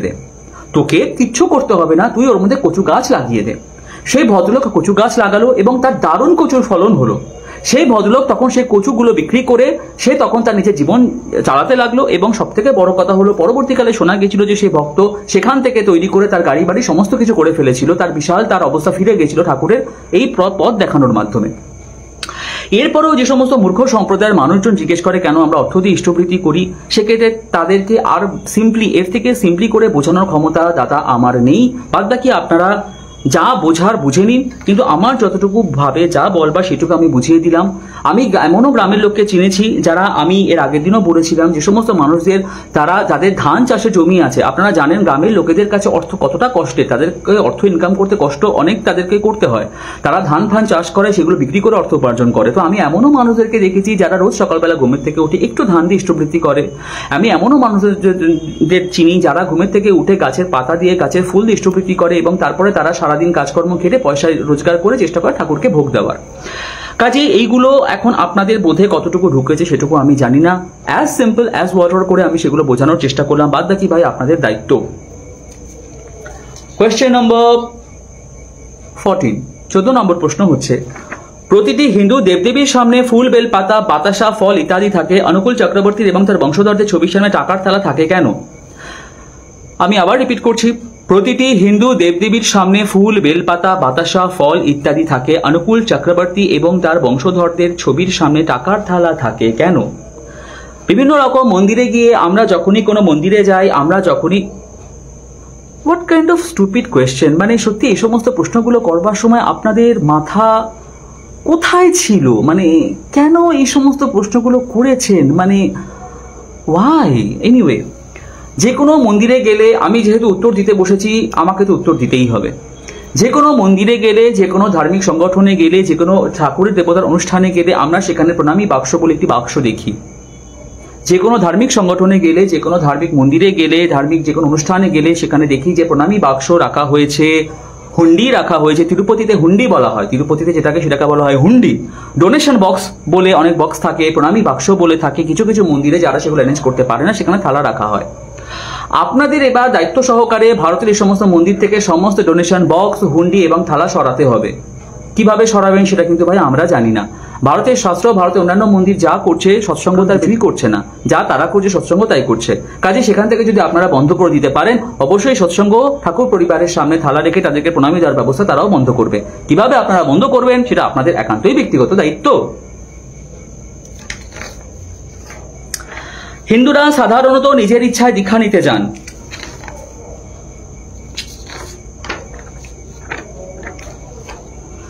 হিন্দুরা সাধারণত নিজের ইচ্ছায় দীক্ষা নিতে চান। ব্যতিক্রম হচ্ছে অনুকূল চক্রবর্তীর কমিশনখোর এজেন্টরা। বাবা, কমিশন মানে জানেন আপনারা? ও গ্রেট।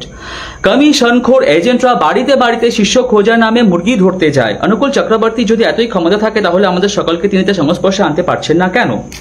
আমি আবার কোশ্চেনটা রিপিট করছি। হিন্দুরা সাধারণত নিজের ইচ্ছায় দীক্ষা নিতে যান। ব্যতিক্রম শ্রী ঠাকুর অনুকূল চন্দ্রের কমিশনখোর এজেন্টরা বাড়িতে বাড়িতে শিষ্য খোঁজার নামে মুরগি ধরতে যায় কেন? অনুকূল চক্রবর্তী যদি এতই ক্ষমতা তাহলে আমাদের সকলকেই তিনি তার সংস্পর্শে আনতে পারছেন না কেন? Wait question. এই কোয়েশ্চেনটার উত্তর দিতে গিয়ে আমাকে একটু ইতিহাস ঘাটতে হবে। ইতিহাসে আমাকে যেতে হবে দ্বাপরে, যখন শ্রীকৃষ্ণ পৃথিবীতে আছেন। দ্বাপরের শেষে, অর্থাৎ যখন যদুবংশের একদম শেষের দিকে, তখন এই প্রশ্নটার উত্তর সেখানের সঙ্গে রিলেটেড।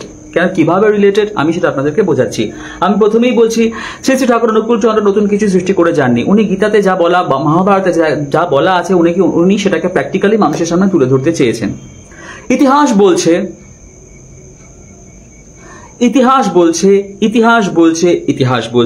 মহাভারতে লেখা আছে, এবং শ্রীকৃষ্ণ জীবনী পড়লে আপনারা বুঝতে পারবেন যে যদু বংশে যখন নিজেদের মধ্যে ধ্বংসের জন্য যুদ্ধ শুরু করেছে গান্ধারীর অভিশাপে, দেবী গান্ধারী শ্রীকৃষ্ণকে অভিশাপ দিয়েছিলেন যে যেভাবে আমার বংশ তুমি ধ্বংস করেছো, যেখানে তুমি নিজে কুরুক্ষেত্র যুদ্ধকে বন্ধ করতে পারতে, কিন্তু ভগবান তিনি কখনো প্রকৃতির বিরুদ্ধ কাজ তো করেন না। রাম রাবণের যুদ্ধ হতো না যদি রাম তুড়ি মারতো, রাবণ মারা যেত। কেন? রাম ভগবান, তা সত্ত্বেও তাকে লড়াই করতে হয়েছে। শ্রীকৃষ্ণ তুড়ি দিত, কুরুক্ষেত্রের যুদ্ধে সমস্ত সৈন্য কৌরবদের মারা যেত, যুদ্ধের 1 সেকেন্ডে সলিউশন চলে আসতো, কিন্তু তিনি করেননি, কারণ ভগবান প্রকৃতির বিরুদ্ধ কাজ করেন না। চৈতন্য মহাপ্রভুর সময় চৈতন্য মহাপ্রভু তুড়ি দিত, হুসেন শাহ সমস্ত সৈন্যরা, হুসেন শাহ সমস্ত যারা টর্চার করতো তারা সবাই ধ্বংস হয়ে যেত, কারণ উনি ভগবান। কিন্তু তাও উনি করেননি। কেন করেননি? ভগবান প্রকৃতির বিরুদ্ধ কিছু করেন না। তো শ্রীকৃষ্ণ সেটা করেনি। সেই কারণে মাতা গান্ধারী শ্রীকৃষ্ণকে অভিশাপ দিয়েছিল যে কেন তুমি এই কুরুক্ষেত্র যুদ্ধে আমার সমস্ত বংশকে শেষ করে দিলে, তোমার দ্বারাই এটা হয়েছে, তাই আমি তোমাকে অভিশাপ দিচ্ছি, যদু বংশ ধ্বংস হবে। শ্রীকৃষ্ণের এই অভিশাপ উনি বহন করে নিয়েছিলেন। উনি আজ্ঞা করেছিলেন যে ঠিক আছে, ওকে, তুমি যা বলেছো তাহলে সেটাই হবে, আমার বংশ ধ্বংস হবে। তো যদু বংশের একটা সময় এসেছিল যখন শ্রীকৃষ্ণর নাতিরা, শ্রীকৃষ্ণর ছেলেরা, তার পুতিরা, সমস্ত কিছু, অর্থাৎ ছেলের ছেলের ছেলে, 3rd জেনারেশন, এরা সবাই একসঙ্গে যুদ্ধ করতে শুরু করে নিজেদের মারামারি করতে শুরু করেছিল। একজন মাত্র বেঁচে ছিলেন, যার নাম হচ্ছে বজ্রনাভ। এই যে আপনারা প্রশ্ন করেন কেন আমাদের বর্দাকে ঠাকুর সবসময় সৎসঙ্গের বড় ছেলেকে কেন দায়িত্ব দেওয়া হয়, তার কারণ হচ্ছে ইতিহাস আছে কিন্তু শ্রীকৃষ্ণের সঙ্গে লুকিয়ে, শ্রীকৃষ্ণের সঙ্গে ইতিহাস লুকিয়ে আছে।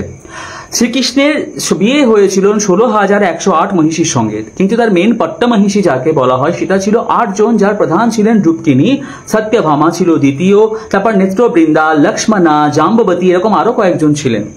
কিন্তু তাদের মধ্যে হেড যিনি ছিলেন তিনি হচ্ছে রুক্মিণী। রুক্মিণীকে বলা হয় মা লক্ষ্মীর অংশ।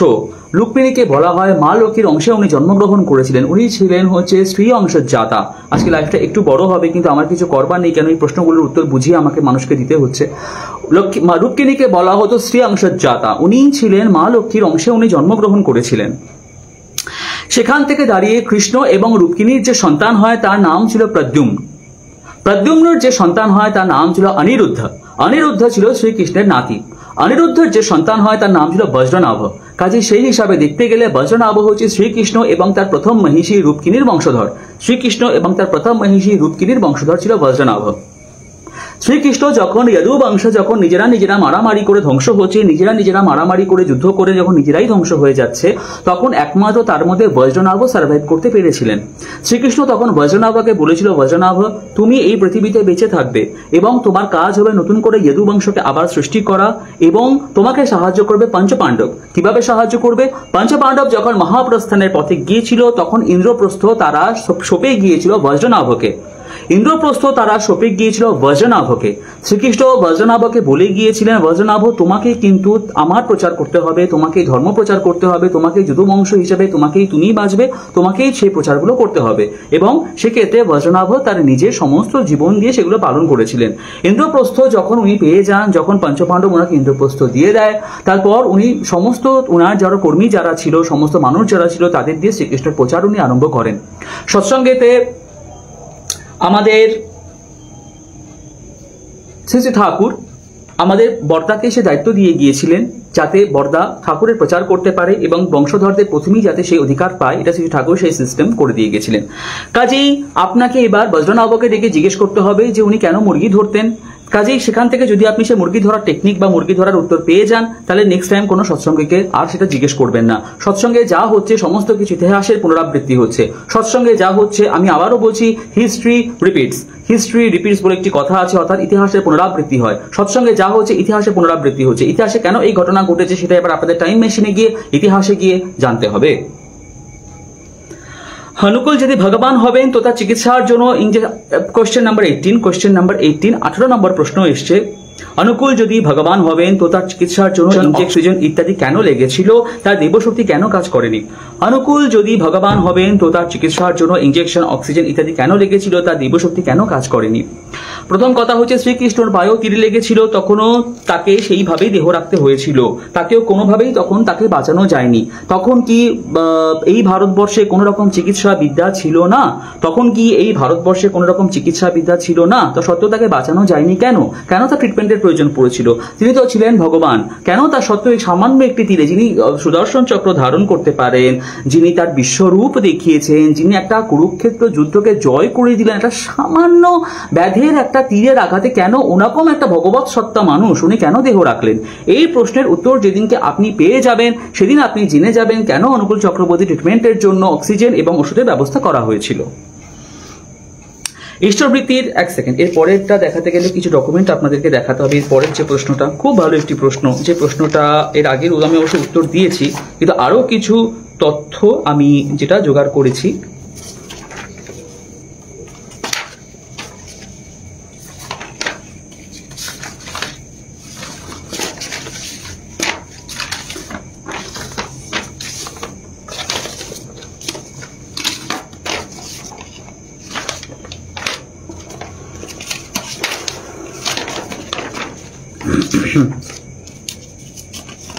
আজকে লাইভটা একটু বড় হতে চলেছে, আমি প্রথমেই সবার কাছে তার জন্য সরি চাইছি। তার কারণ হচ্ছে যে এই সমস্ত ভুলভাল প্রশ্নের উত্তর তো আমাকে দিতেই হবে, কারণ এই প্রশ্নগুলো সৎসঙ্গে ঘুরে বেড়াচ্ছে, সৎসঙ্গীদের বিরক্ত করছে এই প্রশ্নগুলো। আচ্ছা, ইষ্টবৃত্তির এই বিপুল পরিমাণ টাকা কোথায় যায়? ইষ্টবৃত্তির এই বিপুল পরিমাণ টাকা কোথায় যায়? Parama Pujyapada Pradhana Acharya Dev of Satsanga has donated a sum of ₹50 lakhs to the Prime Minister National Relief Fund as a token of sympathy and support in this disasters hour faced by the nation due to the rail accident in Orissa, 2nd June 2023.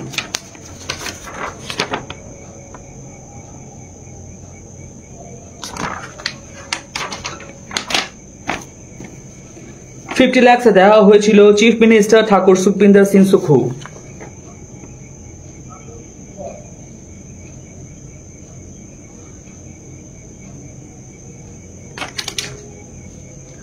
$10 কোটি টাকা দেওয়া হয়েছিল করোনার সময় ভারত সরকারকে।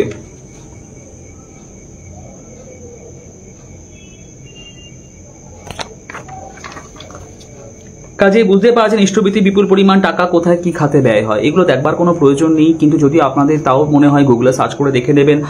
সৎসঙ্গ এগুলো publish করে না, সৎসঙ্গ এগুলো কাউকে বলতে চায় না, কেন আমাদের সংবিধান আমাদের শাস্ত্রেতে আছে দান করে প্রচার করতে নেই। এগুলো সেই সমস্ত গভর্নমেন্ট, সেই সমস্ত মুখ্যমন্ত্রী তাদের নিজেদের দায়িত্বে এগুলো ছেড়েছেন, সেগুলো তাদের উপর বর্তায়, সৎসঙ্গের উপর এগুলো বর্তায় না।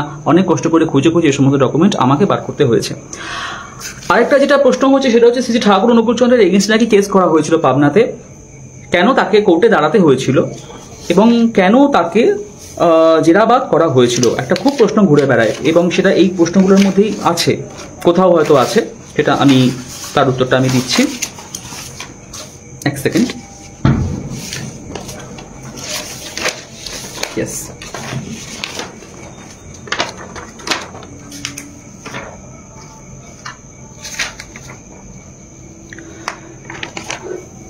একটা প্রশ্ন ভীষণভাবে এই প্রশ্নগুলোর মধ্যে একটা প্রশ্ন আছে যেখানে বলা হচ্ছে যে ঠাকুর অনুকূল চন্দ্রকে একবার কোর্টে যেতে হয়েছিল, কেন? উনি কোর্টে দাঁড়িয়েছিলেন এবং কোর্টে দাঁড়িয়ে উনি বলেছিলেন যে আমার এই ব্যাপার, আমার 6-7 জন স্ত্রী, হ্যাঁ তেন 6-7 জন স্ত্রীর প্রশ্নের মধ্যে কোর্টের প্রশ্নটাও ছিল, আমি ভুলে গেছিলাম, সরি এটা বলতে। তো সেটার উত্তর আমি নিয়ে এসেছি আজকে কিভাবে নিয়ে এসেছি। প্রথম কথা হচ্ছে আপনাদের ইনফরমেশনে ভুল আছে। শ্রী শ্রী ঠাকুর অনুকূল চন্দ্র পাবনা কোর্টে যাননি। শ্রী শ্রী ঠাকুর অনুকূল চন্দ্র পাবনা কোর্টে যাননি। একজন উকিল যার নাম শ্রী রণজিৎ লাহিড়ী এবং আশু রায়, তারা এসেছিলেন সৎসঙ্গে। তারা সৎসঙ্গের মধ্যে একটা ছোট মতন জেরা করেছিলেন ঠাকুরকে। প্রথম কথা হচ্ছে উকিল শ্রী রণজিৎ লাহিড়ী এবং আশু রায়, উকিল শ্রী রণজিৎ লাহিড়ী এবং আশু রায় এরা সৎসঙ্গে এসে ঠাকুরকে একটি খুন নিয়ে প্রশ্ন করেছিলেন। সৎসঙ্গের একজন গুরু ভাই ছিলেন যার নাম ছিল ভোলানাথ রায়, তাকে কিছু দুষ্কৃতিকারী তাকে খুন করেছিল এবং সে পুরো দায়িত্ব গিয়ে পড়তে ছিল সৎসঙ্গের উপরে। ইচ্ছে করে তারা এই জিনিসগুলো করেছিল। সৎসঙ্গের উপর কিছু বাইরে থেকে মুসলিম এসেছিল, পাবনা থেকে নয়। তারা পাবনার মুসলমানরা ঠাকুরকে খুবই ভালোবাসতেন এবং এখনো ভালোবাসেন। বাইরে থেকে কিছু মুসলিম সৎসঙ্গের এত প্রচার তখন সহ্য করতে না পেরে ভোলানাথ রায় বলে একজনকে তারা খুন করেছিল এবং পুরো দোষ চাপিয়ে দিয়েছিল সৎসঙ্গের উপরে। তখন ঠাকুরের এগেইনস্টে একটু কোর্ট তখন জিজ্ঞাসাবাদ করেছিল, যেহেতু পাবনা একটা ডিস্ট্রিক্ট এবং সেখানে একটি কোর্ট আছে, সেখান থেকে জিজ্ঞাসাবাদ করার জন্য এসেছিল। এটা পাবনার কোর্টে লেখা আছে, পাবনার কোর্টের ইতিহাসে এই জিনিসটা আছে। সেই উকিলের নাম ছিল রণজিৎ লাহিড়ী এবং আশু রায়। এখন আপনাদের ওপর দায়িত্ব, আপনারা পাবনার ইতিহাসে কোর্টে গিয়ে সেখান থেকে ইতিহাস খুঁজে এবার আপনাদের দায়িত্ব সহকারে মেলাতে হবে যে ঠাকুর কোর্টে গিয়েছিলেন না কোর্ট থেকে মানুষ ঠাকুরের কাছে এসেছিল এবং জেরার ফল হয়েছিল সেটা ঠাকুরের পরে, জেলার ফল হয়েছিল ঠাকুরের পরে। ঘটনাটা ঘটেছিল 1940-তে। তার 6 বছর পর অর্থাৎ 1946 2 সেপ্টেম্বর ঠাকুর চলে আসেন দেওঘরে। 1946 2 সেপ্টেম্বর অর্থাৎ তার 6 বছর পর ঠাকুর চলে আসেন দেওঘরে। আপনাদের এখন পাবনার কোর্টে গিয়ে পাবনার ইতিহাস ঘেটে সেই সময় প্রমাণ করতে হবে যে ঠাকুর কোর্টে গিয়েছিলেন, কোর্ট ঠাকুরের কাছে আসেনি। কিভাবে প্রমাণ করবেন সেটা কিন্তু আমি বা কোনো সৎসঙ্গীর দায়িত্বের মধ্যে থাকলো না। তাহলে দিয়ে দিলাম ইষ্টবৃত্তিতে বিপুল পরিমাণ টাকা কোথায় যায়। অনুকূল চক্রবর্তীর ছোট ছেলে প্রচেতা রঞ্জন অর্থাৎ কাজল, তাকে ঠাকুররূপে পুজো করা হয় না কেন? আমি উত্তর আগেই দিলাম যে সংঘ সবসময় ঠাকুর তার শক্তি তত্ত্ব, তার ভক্ত তত্ত্ব এবং আচার্যদেবের ওপর চলে। ঠাকুরের ছেলে হিসাবে কাজলদা প্রত্যেকের সম্মান, শ্রদ্ধা এবং ভালোবাসার পাত্র, কিন্তু সেটা আপনাদেরকে এবার প্রমাণ করতে হবে যে সমস্ত সবাইকে এক জায়গাতে রাখা যায়। কাজে এই 20টা প্রশ্ন যত সহজভাবে, যত ভালোভাবে উত্তর দেওয়া যায়, যত সিম্পল এবং উইথ ডকুমেন্ট যা প্রমাণ দেওয়া যায়, সে সমস্ত কিছু আমি আমার তরফ থেকে চেষ্টা করলাম। আমি সমস্ত সৎসঙ্গী ভাইদের বলবো, পারলে এই সমস্তগুলো তোমরা ডকুমেন্ট করে নিও এবং এই উত্তরগুলো তোমরা খুব ভালোভাবে এই প্রশ্নগুলোর তলে লিখে এমনভাবে এটাকে ছড়িয়ে দাও সোশ্যাল নেটওয়ার্কে, যাতে সৎসঙ্গের সম্বন্ধে দ্বিতীয় প্রশ্ন করবার ক্ষমতা কারো না আসে। এবার আমি যে বিষয় নিয়ে আলোচনা করব সেটা হচ্ছে যে ঠাকুর, এই আলোচনাটা শুধুমাত্র সৎসঙ্গীদের জন্য। সৎসঙ্গের বাইরে যারা এই আলোচনাটা শুনবে তাদের প্রতি আমার কিন্তু কোনো দায়িত্ব নাই, তারা তাদের মনের মতো করে শুনতে পারে। ভগবান যখন এই পৃথিবীতে জন্মগ্রহণ করে সে তার আগে থেকে মানুষকে জানিয়ে দেয়। আমি তোমাদের বলছি, ভগবান যখন এই পৃথিবীতে জন্মগ্রহণ করে তখন হিস্ট্রি বলে, রেকর্ড বলছে যে ভগবান সবসময় সেই কথা সেই বার্তা আগে থেকে প্রকাশ করে দেয় কিছু কিছু মহর্ষি, কিছু কিছু সন্ত, কিছু কিছু বিশিষ্ট ভক্ত, কিছু কিছু বিশিষ্ট মানুষ যারা থাকে তারা সেগুলো আগে থেকে বুঝতে পেরে যায় যে এবার কোনো ভগবৎ সত্তার এই পৃথিবীতে জন্মগ্রহণ করবার সময় এসে গেছে। It is quite natural. যেমন রাম জন্মানোর আগে বাল্মীকি জেনে গিয়েছিলেন যে রামচন্দ্র জন্মগ্রহণ করতে চলেছেন এবং উনি সেই বুঝে বাল্মীকি উনি রামায়ণ লিখেও ফেলেছিলেন যে কি ঘটতে চলেছে। ঠিক যেমনভাবে কৃষ্ণ জন্মাবার আগে কংস উনি ওই কি বলে ওটাকে যেন দৈববাণীর মাধ্যমে উনি জানতে পেরেছিলেন যে ভগবান আসতে চলে। ঠিক যেমনভাবে চৈতন্য মহাপ্রভু জন্মানোর আগে থেকে অদ্বৈত মহাপ্রভু জানতে পেরেছিলেন যে শ্রীকৃষ্ণ এবং রাধা রানীর এক মিলিত কলেবর শ্রী চৈতন্য মহাপ্রভু এবারে পৃথিবীতে আসতে চলেছেন। পুরুষোত্তম যখন আসেন তখন তার বার্তা আগে থেকে মানুষজন জেনে যায়। এটা হিস্ট্রি রিপিটস। আমি আবার বলছি, ইতিহাসে সবসময় পুনরাবৃত্তি ঘটে, ইতিহাস এই কথা বলছে। কাজেই যদি আমরা শ্রী ঠাকুর অনুকূল চন্দ্রকে পুরুষোত্তম বলে জানি, তার ব্যতিক্রম কখনোই হবে না, এই জিনিসটার ব্যতিক্রম হবে না কখনোই। যদি এটা সিস্টেম হয়ে থাকে তাহলে কখনোই এর ব্যতিক্রম হবে না। সৎসঙ্গে গুরু ভাইদের প্রতি আমার এবার হচ্ছে আলোচনাটা যে যদি রামের ক্ষেত্রে এর ব্যতিক্রম না হয়, শ্রীকৃষ্ণের ক্ষেত্রে এর ব্যতিক্রম না হয়, চৈতন্য মহাপ্রভুর ক্ষেত্রে এর ব্যতিক্রম না হয়, তাহলে শ্রী ঠাকুর অনুকূল চন্দ্রের ক্ষেত্রেও ব্যতিক্রম হয়নি। আমরা হয়তো আমাদের কাছে সেরকম ইনফরমেশন ছিল না যে এখন এই সমস্ত মন্থনের মাধ্যমে উঠে আসছে। সমুদ্র মন্থন যখন হয় তখন দেবতাদের থেকে দৈত্যদের ইন্টারেস্ট সব থেকে বেশি ছিল। সমুদ্র মন্থন যখন হয় তখন দেবতাদের থেকে দৈত্যদের ইন্টারেস্ট খুব বেশি ছিল যে ওর মধ্যে যা আছে ভালো জিনিস সব আমরা নিয়ে নেব, ফালতু জিনিসগুলো দেবতাদের দেব। হলো কি, পুরোটা উল্টো। অর্থাৎ দেবতারা পেল হচ্ছে সব থেকে ভালো জিনিস অমৃত, এবং যা যা কিছু দৈত্যরা পেল সব থেকে খারাপ জিনিস। তো কাজেই কি হচ্ছে, শ্রী ঠাকুর অনুকূল চন্দ্রকে নিয়ে বা সৎসঙ্গকে নিয়ে যে মন্থনটা কদিন ধরে আমি শুরু করেছি বা অন্যান্যদের চাপে যেভাবে মন্থন চলছে, তার ফলে যে গুড জিনিসগুলো বেরিয়ে আসছে তাতে কি হচ্ছে, সৎসঙ্গের উপকৃত হচ্ছে এবং সৎসঙ্গের বিরোধী যারা তাদের মুখে চুনকালি পড়ছে। পরিষ্কার কথা। এই মন্থনের মাধ্যমে আরেকটা ইনফরমেশন আমার কাছে এসেছে। কি ইনফরমেশন এসেছে আমি শেয়ার করছি। শ্রী শ্রী ঠাকুর অনুকূল চন্দ্র যখন পৃথিবীতে জন্মগ্রহণ করছেন তার আগে থেকেই কিন্তু তার প্রেক্ষাপটটা তৈরি হয়েছে। কোথায় তৈরি হয়েছে? ভারতবর্ষের এমন দুটো স্টেটে তৈরি হয়েছে যেখানে ভারতবর্ষের সব থেকে বড় ভগবৎ সত্তা যেখানে বিরাজ করছে। কিভাবে বিরাজ করছে? আমাদের ভারতবর্ষের মধ্যে উড়িষ্যা হচ্ছে একটি এমন স্টেট, যেটাকে জগন্নাথ ক্ষেত্র বলা হয়। জগন্নাথ ক্ষেত্র। কেন জগন্নাথ ক্ষেত্র? কেন ওখানে পুরী হচ্ছে উড়িষ্যার আন্ডারে এবং সেখানে জগন্নাথ সাক্ষাৎ আছে ব্রহ্ম পদার্থ নিয়ে। সেখানে জগন্নাথ মানুষের মতন হেঁটে চলে বেড়ায়, সেখানে জগন্নাথ মানুষের মতন কথা বলে, তাকে জীবিত ধরা হয়। এটা হচ্ছে ভারতবর্ষের কোথাও যদি সাক্ষাৎ ভগবান থেকে থাকে, ভগবান শ্রীকৃষ্ণ, সেটা হচ্ছে আমরা ধরে নিই সেটা হচ্ছে পুরীতে। কেন? যেখানে ওখানে ব্রহ্ম পদার্থ আছে, যেটা ভারতবর্ষের আর কোথাও নেই, পৃথিবীর আর কোথাও নেই। ওখানে ভগবান সাক্ষাৎ আছে, ভগবান শ্রীকৃষ্ণ সাক্ষাৎ বিরাজ করে, ওখানে অপ্রাকৃত লীলা হয় ভগবানের। ভারতবর্ষের মধ্যে আরেকটি স্টেটও এমন আছে যেখানে ভগবৎ সত্তার অপ্রাকৃত লীলা হয়, যেটাকে আমরা বলি আসাম। কেন সেখানে ভগবানের অপ্রাকৃত এবং অপার্থিব লীলা হয়? বিকজ অফ মা কামাখ্যা। কেন না, ভারতবর্ষের সমস্ত জায়গাতে এবং ভারতবর্ষের বাইরে আমরা জানি যে সেখানে মা সতীর 51টি সতীপীঠ পড়েছিল, কিন্তু তার মধ্যে সব থেকে বেশি জাগ্রত এবং সব থেকে বেশি অ্যাক্টিভ এবং সব থেকে বেশি যেখানে এখনো পর্যন্ত দৈব শক্তির সমগ্র রূপে যার প্রমাণ মেলে অম্বুবাচিতে মার ওখানে রজস্বীলা হন, এটা একটি অসম্ভব এবং এটা একটি অতি প্রাকৃত ঘটনা যা এখনো পর্যন্ত হয়ে আসছে। আমি যদি ভুল না করি, আমি মুখ্য সূক্ষ্ম মানুষ, আমি ভাই অত কিছু জানি না, আমি যা জানি আমি সেটুকু শেয়ার করছি।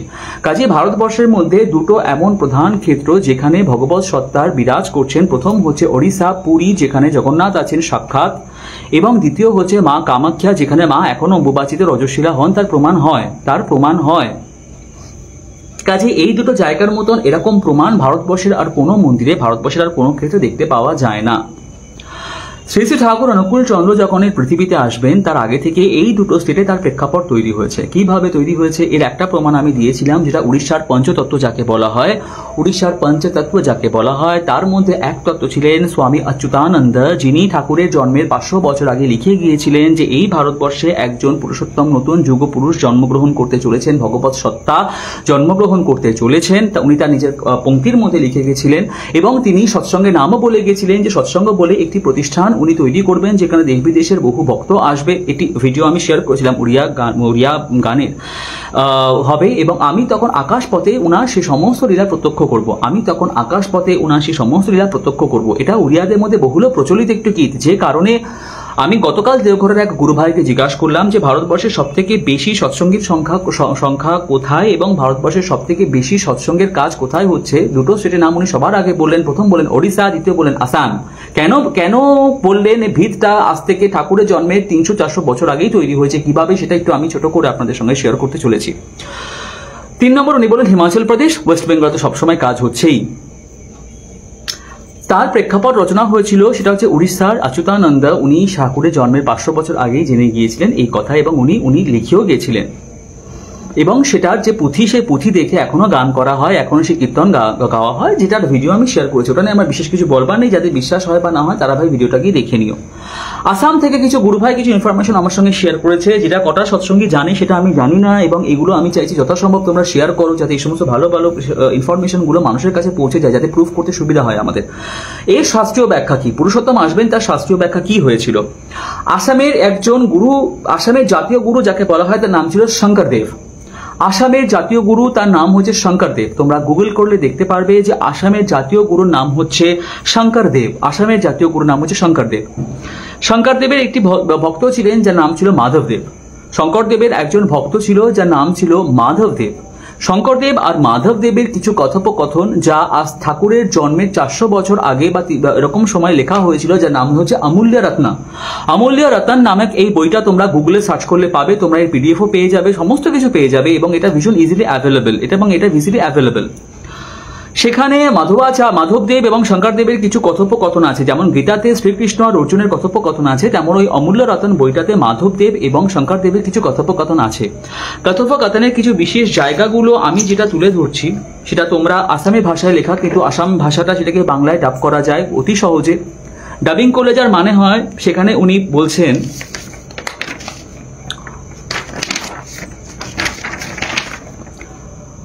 বিয়াল্লিশ নম্বর পংক্তিটা, সেই বইটার 42 নম্বর পংক্তিতে উনি বলছেন, তোরা সবে মোর চলিব লগত। আসামের ভাষাতে আমি বলছি, তোরা সবে মোর চলিব লগত, হেন শুনি মহারঙ্গ ভৈলা ভক্তগণ, যাইব তজু সঙ্গে সবে প্রভু নারায়ণ, কলির যে 300 বরিশ প্রমাণ, ব্রহি বলি তবে গেল নিজ থান। কলির যে 300 বরিশ প্রমাণ, অর্থাৎ উনি এখানে বলে গেছেন যে আমি দেহ রাখার 300 বছর পর একজন পরম পুরুষ, মহাপুরুষ, তিনি এই ভারতবর্ষে জন্মগ্রহণ করতে চলেছে। উনি এই কথা উনার ওই অমূল্য রতন বইটাতে উনি বলে গেছেন। এটা দিয়ে কিছুই প্রমাণ করা যায় না, তার কারণ উনার দেহ রাখার 300 বছর পর ভারতবর্ষে অনেক মহাপুরুষের জন্ম হয়েছে। কিভাবে জন্ম হয়েছে? উনি দেহ রেখেছেন 1568 খ্রিস্টাব্দে। শঙ্করদেব দেহ রেখেছেন 1568 খ্রিস্টাব্দে। তার 300 বছর পর আমাদের বাংলাতে একসঙ্গে 3 জন পরমাত্মার জন্ম হয়। তার 300 বছর পর আমাদের বাংলাতে 3 জন পরমাত্মার জন্ম হয়, যার প্রথম ছিলেন জগৎবন্ধু সুন্দর। ওনার জন্ম হয়েছিল 1871 কি 1872 খ্রিস্টাব্দে। এরপর জন্ম নেয় শ্রী শ্রী ঠাকুর অনুকূল চন্দ্র, উনি জন্মেছিলেন 1888 খ্রিস্টাব্দে। এরপর জন্মেছিলেন সীতারাম অঙ্কানাথ শাস্ত্রী, উনি জন্মেছিলেন 1891 খ্রিস্টাব্দে। ভারতবর্ষে এই 3 জন বাংলার বুকে 3 জন মহাপুরুষের জন্ম হয়। এবং সবথেকে বড় কথা, তখন দেখতে গেলে ভারতবর্ষের অন্যান্য স্থানেও হয়তো ওনার দেহ রাখা 300 বছর পর অন্যান্য মহাপুরুষের জন্ম হয়। কিন্তু সেই যে শ্রী ঠাকুর অনুকূল চন্দ্র, সেটা কিভাবে আমরা প্রমাণ করব? সেটা কিভাবে আমরা প্রমাণ করব, তারও একটি কথা উনি বলে দিয়ে গেছেন। কি বলে দিয়ে গেছেন? উনি বলেছেন যে উনার এবং ওই মাধবদেবের আরেকটি কথোপকথন, যেটা রেকর্ড আছে মোঠা নামক একটি শাস্ত্রে, যেটাকে আমরা বলি মঠ, অর্থাৎ বেলুর মঠ বা এরকম যে ধার্মিক সংগঠনদের মঠ বলা হয়, আসামের ভাষা ওটাকে মোঠা শাস্ত্র বলা হয়। মোঠা শাস্ত্রে উনি একটি কথা বলে দিয়ে গেছেন যে আমাদের বীজনাম কি হতে পারে, আমাদের বীজনাম কি দিয়ে শুরু হতে পারে এবং কি দিয়ে শেষ হতে পারে, তো সমস্ত ধারণা ওখানে বলা আছে। সমস্ত সৎসঙ্গী গুরু ভাইদের আমি বলছি, তোমরা যদি মনে করো সেখান থেকে সেটা দেখে নিতে পারো। উনি দেহ রাখার 300, উনি বলে গেছেন আমি আমার দেহ রাখার 300 বছরের পর আরেকজন মহাপুরুষ এই পৃথিবীতে জন্মগ্রহণ করতে চলেছে, যে পূর্ণ ব্রহ্ম হবে, যে ভগবানের সাক্ষাৎ অংশ হবে, এবং যে বীজনাম উনি প্রচার করবেন, তারও উনি যা ইঙ্গিত দিয়ে গেছেন, তার সঙ্গে একমাত্র সৎসঙ্গের বীজনাম পুরোপুরিভাবে মিলে যায়। বিরোধী যারা আছে, যারা মনে করে এই সমস্ত কথা গল্প কথা, এই সমস্ত কথার কোনো বেজ নেই, তারা একটু কষ্ট করে এগুলো যদি তোমরা রিসার্চ করে দেখো, একটু কষ্ট করে বার করে যদি দেখো, অমূল্য রত্ন তোমরা গুগলেই পেয়ে যাবে, মোটা শাস্ত্র তোমরা কোথা থেকে পাবে সেখানে। কেন পাবলিকলি আমি এই বীজনামের ব্যাপারটা বলতে পারবো না, এটা কোনো শাস্ত্র বিরোধী এবং এগুলো বলতে নেই, যেটুকু আমি মনে করি আমার ম্যানার্স আমার কার্ডস এগুলো বলে যেগুলো বলতে নেই পাবলিকলি, কাজে আমি বলতে পারবো না। কিন্তু হুবহু আমি সেই জায়গাটা পড়েছি, সেই জায়গাটাতে হুবহু যা লেখা আছে সেটাকে যদি আমরা ধরে নিই, তাহলে এটা যেহেতু অন্যান্য সংঘ ডিমান্ড করতে পারে যে 300 বছর পর তো অন্য কেউ জন্মগ্রহণ করতে পারে, কিন্তু বীজনাম সৎসঙ্গের এক হয় না। সৎসঙ্গের বীজনামের সঙ্গে ওনার বীজনাম পুরোপুরিভাবে মিলে গেছে। কাজেই আমি যদি বলি যে ঠাকুর জন্মানোর আগে থেকে প্রেক্ষাপট তৈরি হয়ে গেছে এই ভারতবর্ষের বুকে, তাহলে সেটা অ্যাজ এ সৎসঙ্গে আমি খুব একটা অযৌক্তিক কথা বলছি না। আমি যে তথ্য দিলাম সেটা যে সম্পূর্ণরূপে ভুল, সেটা কষ্ট করে এবার আপনাদেরকে প্রমাণ করতে হবে। কিভাবে আপনারা এটা প্রমাণ করবেন যে আমি যে তথ্যগুলো দিলাম সেটা ভুল, ওড়িশাতে অচ্যুতানন্দ ঠাকুরের জন্মের আগে লিখে দিয়ে যায়নি, সেটা আপনাদের ব্যক্তিগত ব্যাপার। কিভাবে আপনারা প্রমাণ করবেন শঙ্করদেব 300 বছর আগে ঠাকুরের জন্মের আগে এগুলো লিখে দিয়ে যায়নি, সেগুলো আপনাদের ব্যক্তিগত ব্যাপার। আমি আমার জায়গা থেকে যা ইনফরমেশন পেয়েছি উইথ ডকুমেন্ট, যা দেখাচ্ছি আমি উইথ ডকুমেন্ট, এই সমস্ত কিছু আমি বলে গেলাম। সৎসঙ্গী গুরু ভাইদের কাছে আমার এটাই বক্তব্য, তোমরা এই সমস্ত কথাগুলো নিজেদের কাছে রাখো এবং তোমরা যেটা করবে এই সমস্ত ডকুমেন্ট যদি আমার কাছে কেউ ইনবক্সে চাও, আমি সমস্ত কিছু তোমাদেরকে পাঠিয়ে দিতে পারি, যেগুলোর একটা ফাইল করে নিজেদের কাছে রাখো, যাতে পরবর্তীকালে ঠাকুর নিয়ে এগোতে গেলে যাজন কাজে যাতে তোমাদের সুবিধা হয়, তোমরা যাতে ঠাকুরকে নিয়ে নির্বিঘ্নে কাজ করতে পারো, সেই কথা আমি বললাম। এবং সবথেকে বড় কথা সেটা হচ্ছে যেভাবে সৎসঙ্গের কাজ চলছে, অন্যান্য সংগঠন বা বিরোধী যারা আছে, জানি না এই সমস্ত প্রশ্ন যার 20টা উত্তর আমি দিলাম, অবাঞ্ছিত প্রশ্ন এবং অদ্ভুত এবং অশিক্ষিতের মতন প্রশ্ন, আমি জানি না এগুলো কোন ব্যক্তি বিশেষের মাথা থেকে বেরিয়েছে বা কোন সম্প্রদায়ের মাথা থেকে বেরিয়েছে। আমি বলছি নেক্সট টাইম অন্য কোনো সংগঠন বা অন্য কোনো ধর্ম সংগঠনকে এরকম বোকার মতন প্রশ্ন করবার আগে দুবার আপনারা ভেবে নেবেন, আপনাদেরই মুখে চুনকালি পড়বে, কোনো কারোর কিছুই হবে না। সৎসঙ্গকে সাহায্য করতে না পারেন তার পথ কোনো রকমভাবে রুদ্ধ করতে চাইবেন না, যেভাবে ঠাকুরের কাজ চলছে সেভাবেই চলবে। সবার সুস্থ আয়ু কামনা করি, সবাই ভালো থাকবেন, সুস্থ থাকবেন। অনেক রাত হয়ে গেল, আপনাদের অনেক মূল্যবান সময় নষ্ট করলাম, সবাই ভালো থাকবেন। আমি জানি না নেক্সট আবার কবে লাইভ হতে পারবো, তার কারণ হচ্ছে যেরকম ইনফরমেশন আমি পাবো সেরকম ভাবে আপনাদের সঙ্গে আমি শেয়ার করবো। আমার কাজই হচ্ছে এগুলো পাবলিকলি শেয়ার করবো, আর কিছুই নয়। কারণ এগুলো জেনে যদি আমি পৃথিবী থেকে চলে যাই সেটাতে ইনজাস্টিস করা হবে সৎসঙ্গের প্রতি, ঠাকুরের প্রতি। কাজে আমি যা জানছি, আমার যা যজন হচ্ছে সেটাই আমি যাজন করছি, সেটাই আমি আপনাদেরকে জানাচ্ছি। এটা খুব একটা সিম্পল একটা কাজ। ভবিষ্যতে যদি এরকম কোনো ইনফরমেশন আপনারা থাকেন, আপনারাও ফেসবুকে শেয়ার করবেন বা আমাকে বলবেন, আমি সেটা পাবলিকলি এসে বলে দিতে পারবো, আমার কোনো সমস্যা নেই। সবাই ভালো থাকবেন, সবার সুস্থ এবং ইষ্টচ্ছল জীবন আমি কামনা করি। আজকে লাইভ আমি এখানেই শেষ করছি। জয় গুরু।